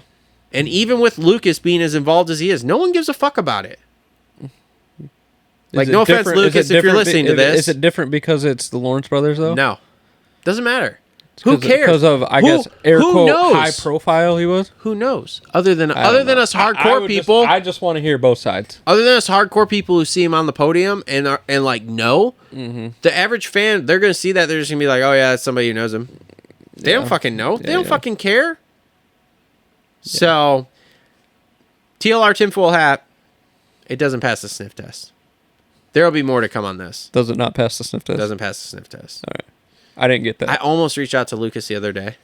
Yeah. Almost DM'd him after the second one. And then I was like, I don't know. You should have. Hey, you want to come on the show? I probably should. I probably will. We'll see. We'll see what happens. So, what else we got on the halftime report? We touched on KX thing, which I wanted to talk about. Carrie Evans says, anyone in the Tampa area want free tickets for SX? I won tickets. Can't go. I think I can transfer them. All right, well, Carrie. let me say, me and Cole can jump on a plane anytime. Yeah, no, probably not. There are 69 people watching right now. Going to Indy for a bachelor party. Wasserman is a big operation. I wouldn't think they would do that stuff without cause. Way too risky. Taylor, you would be amazed what happens behind closed doors in these big corporations for weird shit. So I don't know. Again, Carrie says you guys want them. I think I'm out, Carrie. I appreciate you though. I don't. Let Carrie DM me on Instagram and I'll look at flights here after the show. Damn. Okay. I got miles. I can fly to Tampa. Well, you could fly to Clearwater too. Get a car. Well, I fly to Orlando, not Clearwater. Clearwater, straight out of Allegiant, $60. It's not that. It is not that. We literally were talking about going to Tampa to go to Busch Gardens. I looked it up. It cost me more to fly Allegiant out of Grand Rapids to Tampa than it was going to be to fly me, Ashley, and the kid Delta out of Kalamazoo. Okay. Either way, if Travis doesn't want the ticket, somebody might want them. So thank you, Carrie. Yes. Yeah. So like I said, Carrie, shoot me a DM. I'll check some flights and I'll see. If not, we can figure something out here if you really want to give them away. You're in Idaho. Crazy. All right. Okay, so let's go. Anything else with halftime? Complete Racing Solutions halftime report. Oh. Okay. Did you think the whoops were going to work out a little better? Rolled versus not? Yes. Now I thought it was going to work better, but it looked like they were pretty much the same. Okay, so here's my thoughts on this. Yep, make it quick. I'm super pumped that we tried it. Yes. However, I feel like we need to try it more here. Yeah. And like I heard Mewey say, and again, I don't have anything against Mewey, but I heard Mewey say like, "Oh, well, we're gonna get some good data tonight, and like we'll be able to see." But bro, it's one round. They got Jordan Smith crashing in them, so he's a statistic now. It's one round. It's California dirt. Like, please just do this more throughout the rest of the year. Yeah, I'm with you. Do get some data, and then see. Okay, is this a viable thing for next year? So, so yeah. So anyway, okay. That's been your Complete Racing Solutions halftime report. Again, thanks to Rev X Products. Yep. And make sure you get yourself some max power for any of your single cylinder four-stroke motorcycles there. And they also have a whole lineup of oil and fuel additives. So you guys can check them out, revxoil.com. Link in the description down below here. Let's see here. Anything comments wise? What did Justin say? Travis bet he's been quiet since Jets win. You know, he didn't comment back when I said, hey, only 5 points, Justin. Suck it. So we will have to wait and see what Justin says next week. Justin, his mom has a birthday this week, so he had told us he probably wasn't going to be here. Again, thanks everybody for joining us here on the live stream. We usually do this only for members. I didn't click the right button. A little oversight. So everybody's getting to see it here now. Appreciate y'all tuning in. If you guys do want to watch us record this show live like we are, and again, I will work on getting better audio quality for you guys. I'm sorry. I have these mics run through a cord plugged in, okay? So I apologize that it's not that great. I will work on improving that there. Jeffrey, who is a member here, just commented, as close as Mertz was with them and involved with bringing them here, I would think it'd be something serious. Dazzy, oh my God. I did the Justin. I mean, at least, hey, dude, at least we can still see ourselves without that light off. Did the Justin. Something serious. Dazzy and the Lawrences are very loyal people and don't put up with shit. Like I said, Jeff, it's true, but it just doesn't pass the sniff test for me. So Ralph says free preview. Yeah, it's a free preview for everyone. Might work out because Carrie's got free tickets for us. So. Well, hey, I'm looking here. It's a very small photo. But Carrie looks like a pretty good looking woman. Maybe she was that like a burner account for Emily? Maybe no. So Carrie, maybe if you're not married, and maybe you can go on a date with our guy Justin. Yeah. She's in Idaho, so now we got to send Justin to Idaho. Yeah, to go on a date with Carrie. Oh Lord have mercy. Carrie, would you like to go on a date with Justin? Oh Lord have mercy. I didn't even know chicks watch this show, so that's wild. Yeah, that is wild. We need to be more female friendly. We're a little male oriented over here. Our female demographic's very small according to my statistics, but the analytics, whatever. Yeah. But apparently there are couples. So anyway, thanks again. We appreciate y'all watching it. Project Mockingbird and Moto Media. Yeah, that's true. I don't even know what that is. I'm gonna have to go do some research. And Wally Fast said, "I'll be in Arlington, but only because I live 20 miles from the stadium." That's awesome. Won't be at the race. I'll watch on Peacock. Okay, fine. And Carrie is married. Carrie's married. Okay. Poor Justin. Poor Justin. Okay. Carrie, do you got a sister? I'm just kidding. Oh, we're terrible people. We're terrible people. We enjoy it. Well, thank you everyone for watching. Thank you everyone for watching. Yep. And Carrie, it's very nice of you to offer up the tickets to anybody. And like I said, if we let me check some flight things here. Hey, this guy's got a point. You talked about Kirby vacuums. Get more females. Carrie, listening. What do you think of Kirby vacuums? Lord have mercy. Oh God, there goes the female viewership right out the yeah. She hates us already here. We need to clip that and just the Kirby vacuum thing. Yeah. We need to clip just that section. Maybe put it up. All right. The best vacuum ever made. Let's wrap this up. We only got like 40 minutes left on this memory card let's here. go. We got Deegan talk. So. All right. Pro Flo Racing 250 race recap. Pro Flo Racing is our local mini bike helper here. I had this somewhere here. Shoot. Hold on. Let me pull up ProFlow's website here. So KTM 65, Cobra 50s, 65s, PW 50s, KTM 50s, 125s. They got all sorts of parts and things on here for you. So make sure to check them out. ProFlowRacing.com. And we are moving into your 250 race recap here, if I can get the results, because of course I'm not there. But we're going to start right off with your Isaac Nelson Designs Deegan Danger Zone here. Oh. And if you guys are watching the replay, we called Eric. We had a long conversation here about Deegan, so this will probably be a bit more abbreviated than that. I will cut both segments together later, though, so you guys can watch this kind of stuff. All right, so Deegan does what he needs to do, which was win, right? We had talked about this for the last couple of weeks here, obviously, because it hasn't gone well for him to start the season, that he needed to get a win before this first West Coast stint was over. Otherwise, this was going to be a big problem for him if he couldn't beat Juju. Yes. And I think we even went as far as saying last night he just needed to beat Juju, whether it was a 3-4, 2-3, a 1-2, whatever. He needed to beat Juju and get some points back. Talking riding last night, I got a whole nother opinion off the track stuff. Riding wise, see, this is where the viewership as far spikes. as the main event goes, was great. Got out front, pulled the Holy, executed the start. On a slick track, adapted. I don't think Juju adapted as well to the sliminess. Now, did you see his massive case? That was in the heat. No. Yes. Was it? Where he went off the track and everything? Yes, heat. Oh, because I that thought was that was instant karma for the takeout, is what that was. So, Yeah, in the main event, like went out there, executed, pulled a gap, maintained, did what we all thought he would do all year. Yeah.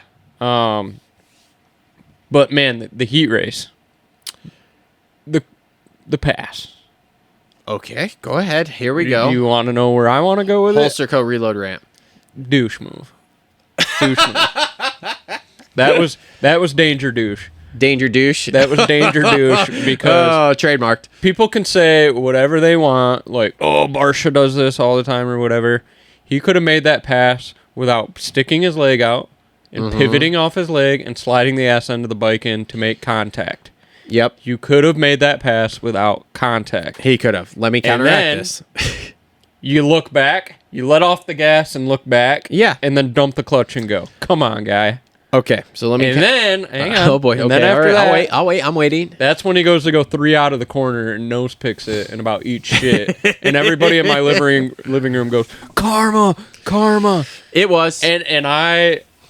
Look, these guys risk their lives, and it's really shitty when you got all those internet people and all the assholes that are like, oh, I hope he crashes his brains out, blah, blah, blah. I don't wish that on anybody. Nope.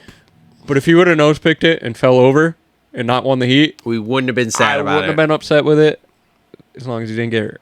So, yeah, danger douche in Okay, action. but So, here's my let me counteraction toss it to to you. this. Where are you at? Here's my counteraction to this. We know how he is. Julian's very open about he knows how he is because he's been around Deegan, racing Deegan since he was a kid. Why do you go into that corner on the outside? And then if you do, why are you not checking up harder than you did? You knew what he was going to do.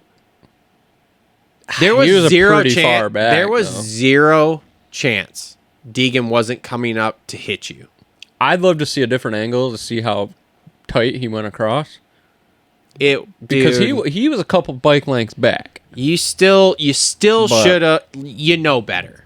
You know better. Well, he learned. He just learned. Period. You know better. He learned. And I'm So- glad it was in the heat, not the main, or I would have been real pissed. So, I put a little bit of the blame there on Julian of like you know better with him. So, now with that being said, and we're still talking about Deegan here. Where are you at with the interviews? Okay, so I didn't listen to the heat race interview. Heat I was race at one, he was a Cowboy little Up. shook. I was at Cowboy Up. I didn't listen to Yeehaw. the heat race heat race one. Do you want to break down? Yeah, sure. Let's hear this. Well, basically, he got up on the podium and was like, well, kind of word salading, and was like, yeah, well, I mean, I got one coming. You know, if he's cool with bumping, that's sick, bro. But Okay, and so I that- got one coming. I know it. That gets into what like Eric talked about of like he was shook. Yeah, saying yeah, that yeah, because he's nervous about Juju because he doesn't feel like he can break Juju. Right. Now, here's the other thing that I'm I need some consistency in these interviews The- too. the We're thi- just riding the roller coaster. the son. thing that I'm just like shut up, bro, with Deegan this week is, bro, we haven't heard about bike setup from you since the beginning of the year. You just weren't expecting to get what you got out of Juju. Sorry. So Sorry, I'm laughing. This guy just said the guy in the black hat sits to pee. That was a clean pass. that's awesome. He goes, yeah, that guy sits to pee. That was a clean pass. Sorry, I'm Oh, there we go. You're making a serious point here, and I'm just smiling at you. Anyway, go. Yeah, sorry. Anyway, yeah. Jesus, this show's so fucked. Anyway, you haven't said anything about the bike, and now all of a sudden the bike is the problem for the first Yeah, two that was a rounds, little and you weird, finally too. get it figured out. No, you just showed up in a mental state like, dude, I gotta show up and fucking perform now. I am not actually the fucking man that's fucking 15 times better than everybody else. That's all it was, dude. Like, Yeah, I don't like- see where you're riding. You're on the same platform as last year. Yeah. You did as well as you did, and then you're grinding all week from 9 to 4, testing the bike. Yeah, Just show up with just show up with setups. Just show up. I don't know what's wrong with it. Just show up with setups. So you're an idiot now? Like, I don't believe that for a second. I don't really I don't believe believe it. anything about that bike that he I said. told you, man. I don't believe a word that comes out of his mouth. I feel like I'm watching a Democratic campaign. It's WWE, bro. I mean, I'm here for it, except for when you start talking about the bike like man, that. because like this weekend we can get to the main event interview. Yeah. Like he's digging digging deep to find whatever Juju said. He said, yeah, he's been pulling this shit since we were 6 years old. Boom, that's it. Yeah. But yeah, he pissed off the bull. He pissed off the bull. Now we're here. Yeah. All right. Come on, guy. Maybe I'm just old. Maybe my frontal lobe is developing because I unfollowed Buttery on Instagram the other day. Did you really? Yeah, wow, maybe look it's at you being a man. I don't know. Maybe I'm just that old guy now. But I'm not. I respect the hell out of him as a rider, but this off the track inconsistency kind of grinds my gears. I'm gonna need some Rev X to lube me up. So Jeff said that Deegs literally makes shit up to use his motivation. Well, you're not 100% wrong on that. So yeah. So yeah, I don't know. And man. I sit when I pee. Apparently, that's probably correct. Oh man, like I said, it's just when all of a sudden your whole speaking point is that the bike was fucked the first 2 rounds, and you haven't said anything the first 2 rounds about the bike being bad, and you got interviewed every single round. Stop. And off, even just even at the stop. press conference and stuff, not saying anything really about the bike. Yeah, so just stop. Okay, so I don't know. It's just a wild roller coaster. I feel like I'm at Cedar Point every time I watch a Deegan. I mean, I'm here for it because it makes things interesting. And 100%. it We got a brings people rivalry in, out but- of nowhere that we didn't expect we were gonna have. Yeah, so Juju got second, dude, and I thought that was a good ride. Like you said, he's not really. Eric said this. Eric said it. Yeah, he's not really a rain rider, mud rider, whatever. Yeah, if you I look wouldn't back- call it mud, rain, slick. Yeah, I slick. mean his results last year were trash when it Yeah. was muddy. So that Yeah. that was a very good point that he brought up. And I thought he did really well last night of like looking at that and going, okay, cool, I can throw this away or I can just lose 3 points and like off we go. and still mature. Yeah, and still withheld Smitty behind him. Yeah. I thought that was great, and Deegan can say whatever he wants, but he's still 7 down. Mm-hmm. And that's the other part about this whole championship is with Ryder D out and all these guys keep dropping. Yeah. The depth's gone. All Juju has to do is really get second until we get to these East-West shootouts. Yeah. So. Cole Davies gets third. Did you watch the presser? The press conference? Were you talking about MX bikes? Well, that too. That kid has such a not give a fuck, cool, calm, don't give a fuck demeanor of like, I know I'm fucking good at this. That like, God, he's gonna be a monster, dude. It's incredible the jump he's made from last year. Even 100%. Like and everybody's talking about it. Like that bike was riding him last year, and he is now riding that bike. Yeah, and he is, dude. He looks good, like through the whoops, especially. He will not surprise me to win one of these.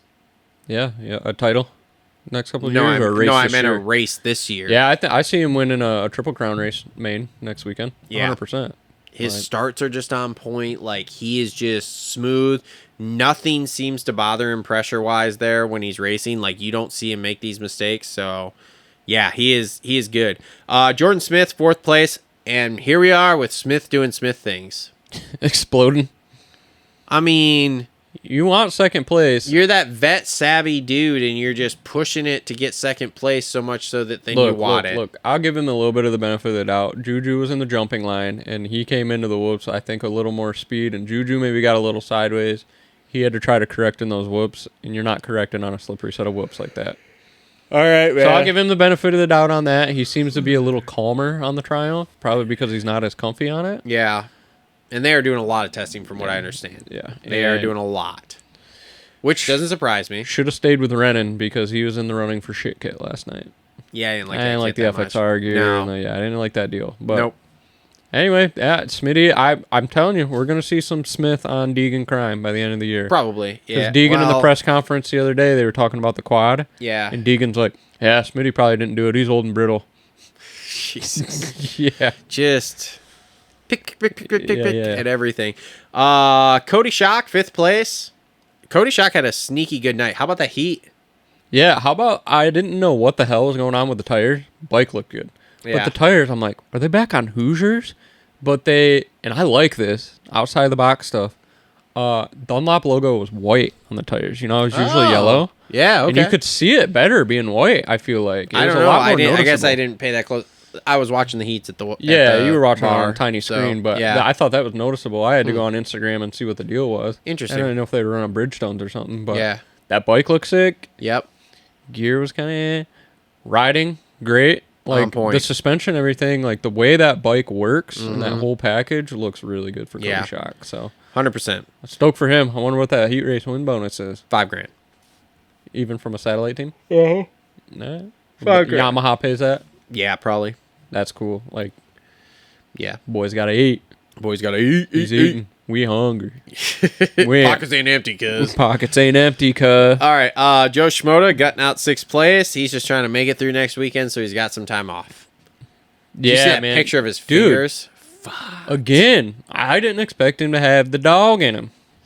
He's grinding this, bro. Hammering 2 sets of whoops all night. He's grinding this, bro. He's grinding this. Look, can we put the other handguard on?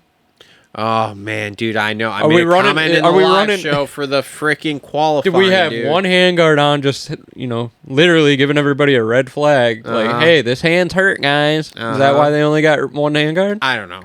Another thing that was interesting too is they had that full-on bark buster on it. Yeah. Did you see that? It was taken off for the main. I think it's a AMA rule. You can't run that full bark buster. Really? So it was just back to like the flimsy kind of one. Interesting. For I didn't know the- that. for the racing. Michael Motorcycle Mosman there, 7th place. Okay. Michael Motorcycle. This is Michael Mosman-esque of just who the hell knows. Just being a walking question mark, man. Yep. Okay, so Drew Adams making his pro debut here, 8th place. I think that went. Thoughts? I think it went well. I don't think it went to the hype everybody was giving him though.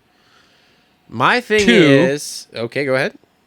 Not a lot of time on the full factory race bike. That's Yeah. my thing, is that we learned this, and I think it was on one of Steve's shows this week, that part of the reason they haven't pulled him up yet is because they lack parts for the race bike, so he hasn't been on a full race bike yet. Yeah. So Yeah, I believe he was on the full race bike a couple days in advance. Okay. That's kind of what sealed the deal. Like, hey, let's go do well, this. didn't they say that like he had to go ride in front of Mitch or something actually this week to get okay to go? Oh, really? I think they said that maybe it was That- in qualifying. That gnarly, huh? Yeah, maybe they said it was in qualifying. He had to Look. actually go out and ride in front of Mitch this week for Mitch to watch him and be like, okay, cool, let's go. How do you feel about that? You feel like that's too much pressure? Or you think that's okay for the team? My thing manager? is like, what the fuck else are you going to do, dude? Everybody's fucking hurt on your team. There's something wrong. Like, a lot of interesting things I can't going on really over here. put my finger on what's wrong over there, but something's wrong. What happened to what's his nuts this week? Who's that? Marchbanks. I don't know. Because all Be we nice got to know if we had a PR about it. all we got was he got hurt. He suffered an injury this week in practice and we'll miss it. Okay, what happened? Is this the same thing as Shimoda 2 years ago? Did the fucking bike shit out, stall up the face of a triple, and he fucking flew off, broke a collarbone or something? What the fuck happened? Yeah, I don't know, man. It's I'm sure we'll get somewhere this week with it because somebody will dig it up, but like, this is a problem. It is like I don't know if it's like the recruitment strategy either, or like what everybody likes to talk about, like the program too, like California versus not California. I guess Yeah. maybe not everybody talks about that. We like to talk about that. But was it Coach Rob that told us they're on like a specific kind of like training program where it's I don't remember. where like they're on caloric deficit or something coming through the ranks, Well, and then their body's brittle, and then There's they a hit whole the bunch of ground? that stuff, yeah, that happens with these kids because when they're on But it- 250s, you got to be this weight, But- otherwise. Yeah, but that's like Mitch Payton saying, "Hey, you got to Yeah. work with this guy, right?" Because they pulled Rob from AC and made Yeah. him go work with a certain guy and all that stuff. Hammaker. Yep. So Yeah, I don't know, man. I don't know. All I know is I think it's time to change something. something's wrong. So And I respect the hell out of Mitch Payton. Yeah, me love too. the guy. I have all the time in the world to listen to him on podcasts too. So Yep. Anthony Bourdon 9th, Hunter Yoder 10th, Bourdon probably in the star semi after the race. more than likely. Lux Turner 11th. Solid. Parker Ross had a good night. Dude, 12th. I didn't think he was that good. That was impressive. Yeah, I was impressed with that. And somebody told me like, why are you surprised? But I guess I don't know enough about him. Do Me you? neither. But yeah, I mean that was a decent ride there. Good on him. 2-time Jet Reynolds 13th, TJ Albright, 14th. Gavin Towers, 15th. If you have anything about any of these, stop me. Dominic Thury, 16th. Enzo Lopes makes a return for 17th, which Did he have some talk issues about or a what? fucking walking question mark there, too. Dylan Walsh, 18th. Josh Faries, 19th. Cullen Jurin, 20th. Preston Mascalangelo, 21st. We're on the number 800. Shout out Alessi. Yep. And Max Sanford, 22nd. And that has been your 250 race recap. Can we talk really quickly About the guys fighting. about the guys fighting? The one guy didn't even make the night show. The other guy got DQ'd. AC losing it That was hilarious. over those guys fighting. I think the funniest part was AC's AC. high pitch. Dude. Yeah. And we got a fight on the track. Are you kidding me, JB? This is awesome. It's hilarious. No, that the one guy I don't even think was fast enough to make the night show. Yeah. And the other guy was like 17th fastest, like right on the edge. And they're out there just Fist fighting. jujitsuing. I don't know what the hell was happening Yeah, there. I I'd don't love know to either. know the story. Well, Love I've to seen know some the story. stories where the Spangle guy Okay. was like, yeah, he was pissed because I passed him while he was on his fast lap. And then he got pissed because I passed him and cleaned me out or something. And I'm like, I don't know how that makes sense because they were like halfway down the rhythm lane. Like, I don't know how he hit him hard enough on that right hand 90 degree to where they both ended up on the fucking jump. But, Yeah, I don't know either, man. That's weird. hey, made it on Barstool. I'm okay with... Did it really? Yeah, That's Barstool fucking posted it. Yeah. Awesome. So, all right. Before we get going here, Rev X segment. Rev X segment. We got it. This is you, bro. Let's go hit the X. All right. I think there's one for these are Justin, so we'll answer questions for him. here brought to us. Elijah says 22nd needs points, and you, sir, are correct. You, sir, get tickets to Tampa. No. All right. Oh, man. Hang on. Let me go through here. 7 replies. 7 Okay. What do we questions. got, bro? All right. NL Mac. Jet won 4 races the year he won his first 250 Supercross title. How many does Deegan need to win to consider it a successful season? Well, to me, I'll just go ahead and answer that one. I don't think wins matter as long as you get the title, right? Tim Ferry won a title without winning a single race. Here's what he's got to do. He's got to finish better than Juju for the next at least 3 races Yeah. to even be remotely in this here. He's got to beat Juju, and I hope he doesn't clean. I hope he does it clean and not be a fucking danger douche. Yeah. So- Don't be danger douche. Don't be danger douche. Don't be danger douche. Wow, they're calling you out Who, me? for Travis. Okay. How confident are you in Jet still getting to 72? With how Eli, Chase, and others are riding, Jet rattling off 10 plus this year looks a little more slim. Looking more and It's- more like he's going to have to get into his 30s to reach 72. And honestly, Jet seems like a 27-year-old and call it quits. Here we go. Here we go. Oh, With he's- the ignorant fucking This is comments. Zachary Ruth, by the way. Here we go with the ignorant comments. No. Zachary, thank you for commenting. Let's just start with that. But second off, that's ignorant, okay? We are round 3. He's already won one, and he finished 12th in the first round. And everybody say, lost this fucking title. And now here we are, round 3. We've already won.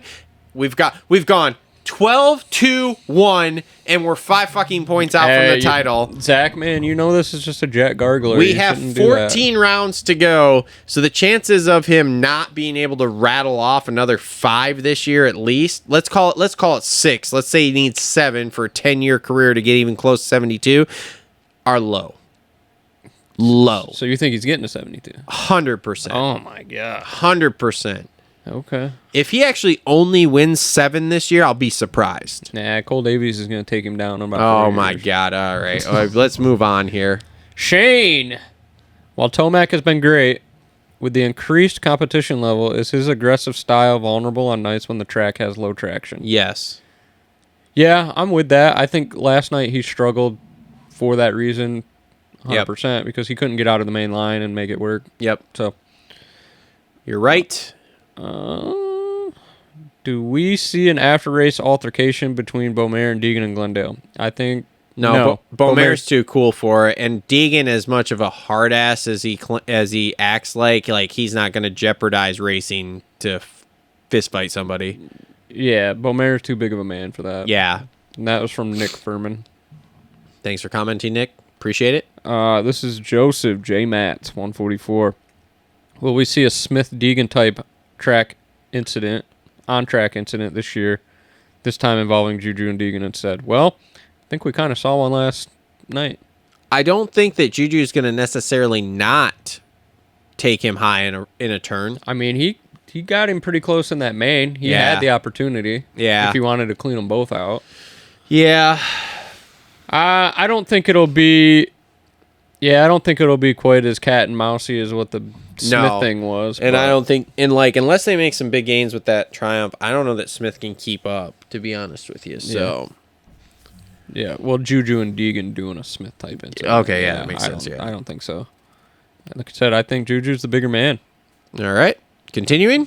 Dark Roy, 2023. How close to 100% comfortable do you think Jet is on that 2025 platform now? I think we're at 70 to 75%. You're drunk. I'm going to go 85 to 90. No way. Okay. I think there's a lot more in the tank there. Kyle Daytona, a.k.a. the real Kyle Kiefer. Not related to Chris. How many more excuses will Justin make this year until he finally realizes Jet is daddy of the 450 class? Ooh. Dude, he's going to make a lot, because what you got to understand about Justin is he didn't even show up tonight. We are going after the essence of his being, which is the fact that Ricky and Stu were the fucking guys. And now we have someone that can actually challenge that. So to him, this is rocking him to his core. And I love Justin, but this is rocking him to his core, which is why he continues to throw the hateful comments towards me. Oh, I guess About yeah. Jet. There you go. So that's it. That's it. All we got for now. Rev X segment. So, all right. So I want to thank everybody for tuning in here. I want to thank everybody who watched on the live here. Can we not do bends in the rhythms? It's clearly not the move. I didn't think that was that bad last night. I thought it was funny how Deegan talked shit 24/7, but then on the podium mentioned Juju running his mouth. Yeah, He had to dig deep for that one. That's very deep. Anyway, all right. So thanks everybody for tuning in. Hope everybody enjoyed the free preview of the live recording of the show. This is usually a members only exclusive, so make sure to hit that members area. You can do this for as little as 99 cents a month, which is watch us record the show live. I will work on the fucking audio things. I promise. Jesus Christ. Look, we'll just record it through the phone audio next time. Oh, look, somebody, Ralph donated $2. Everyone send Travis $1 because Jet won. Yeah. Yes. Hey, let's do that. Also, I know this is late. I wanted to say this in the beginning of the show, but I said shout out to Annihilate Your Buds for sending the money for the beer.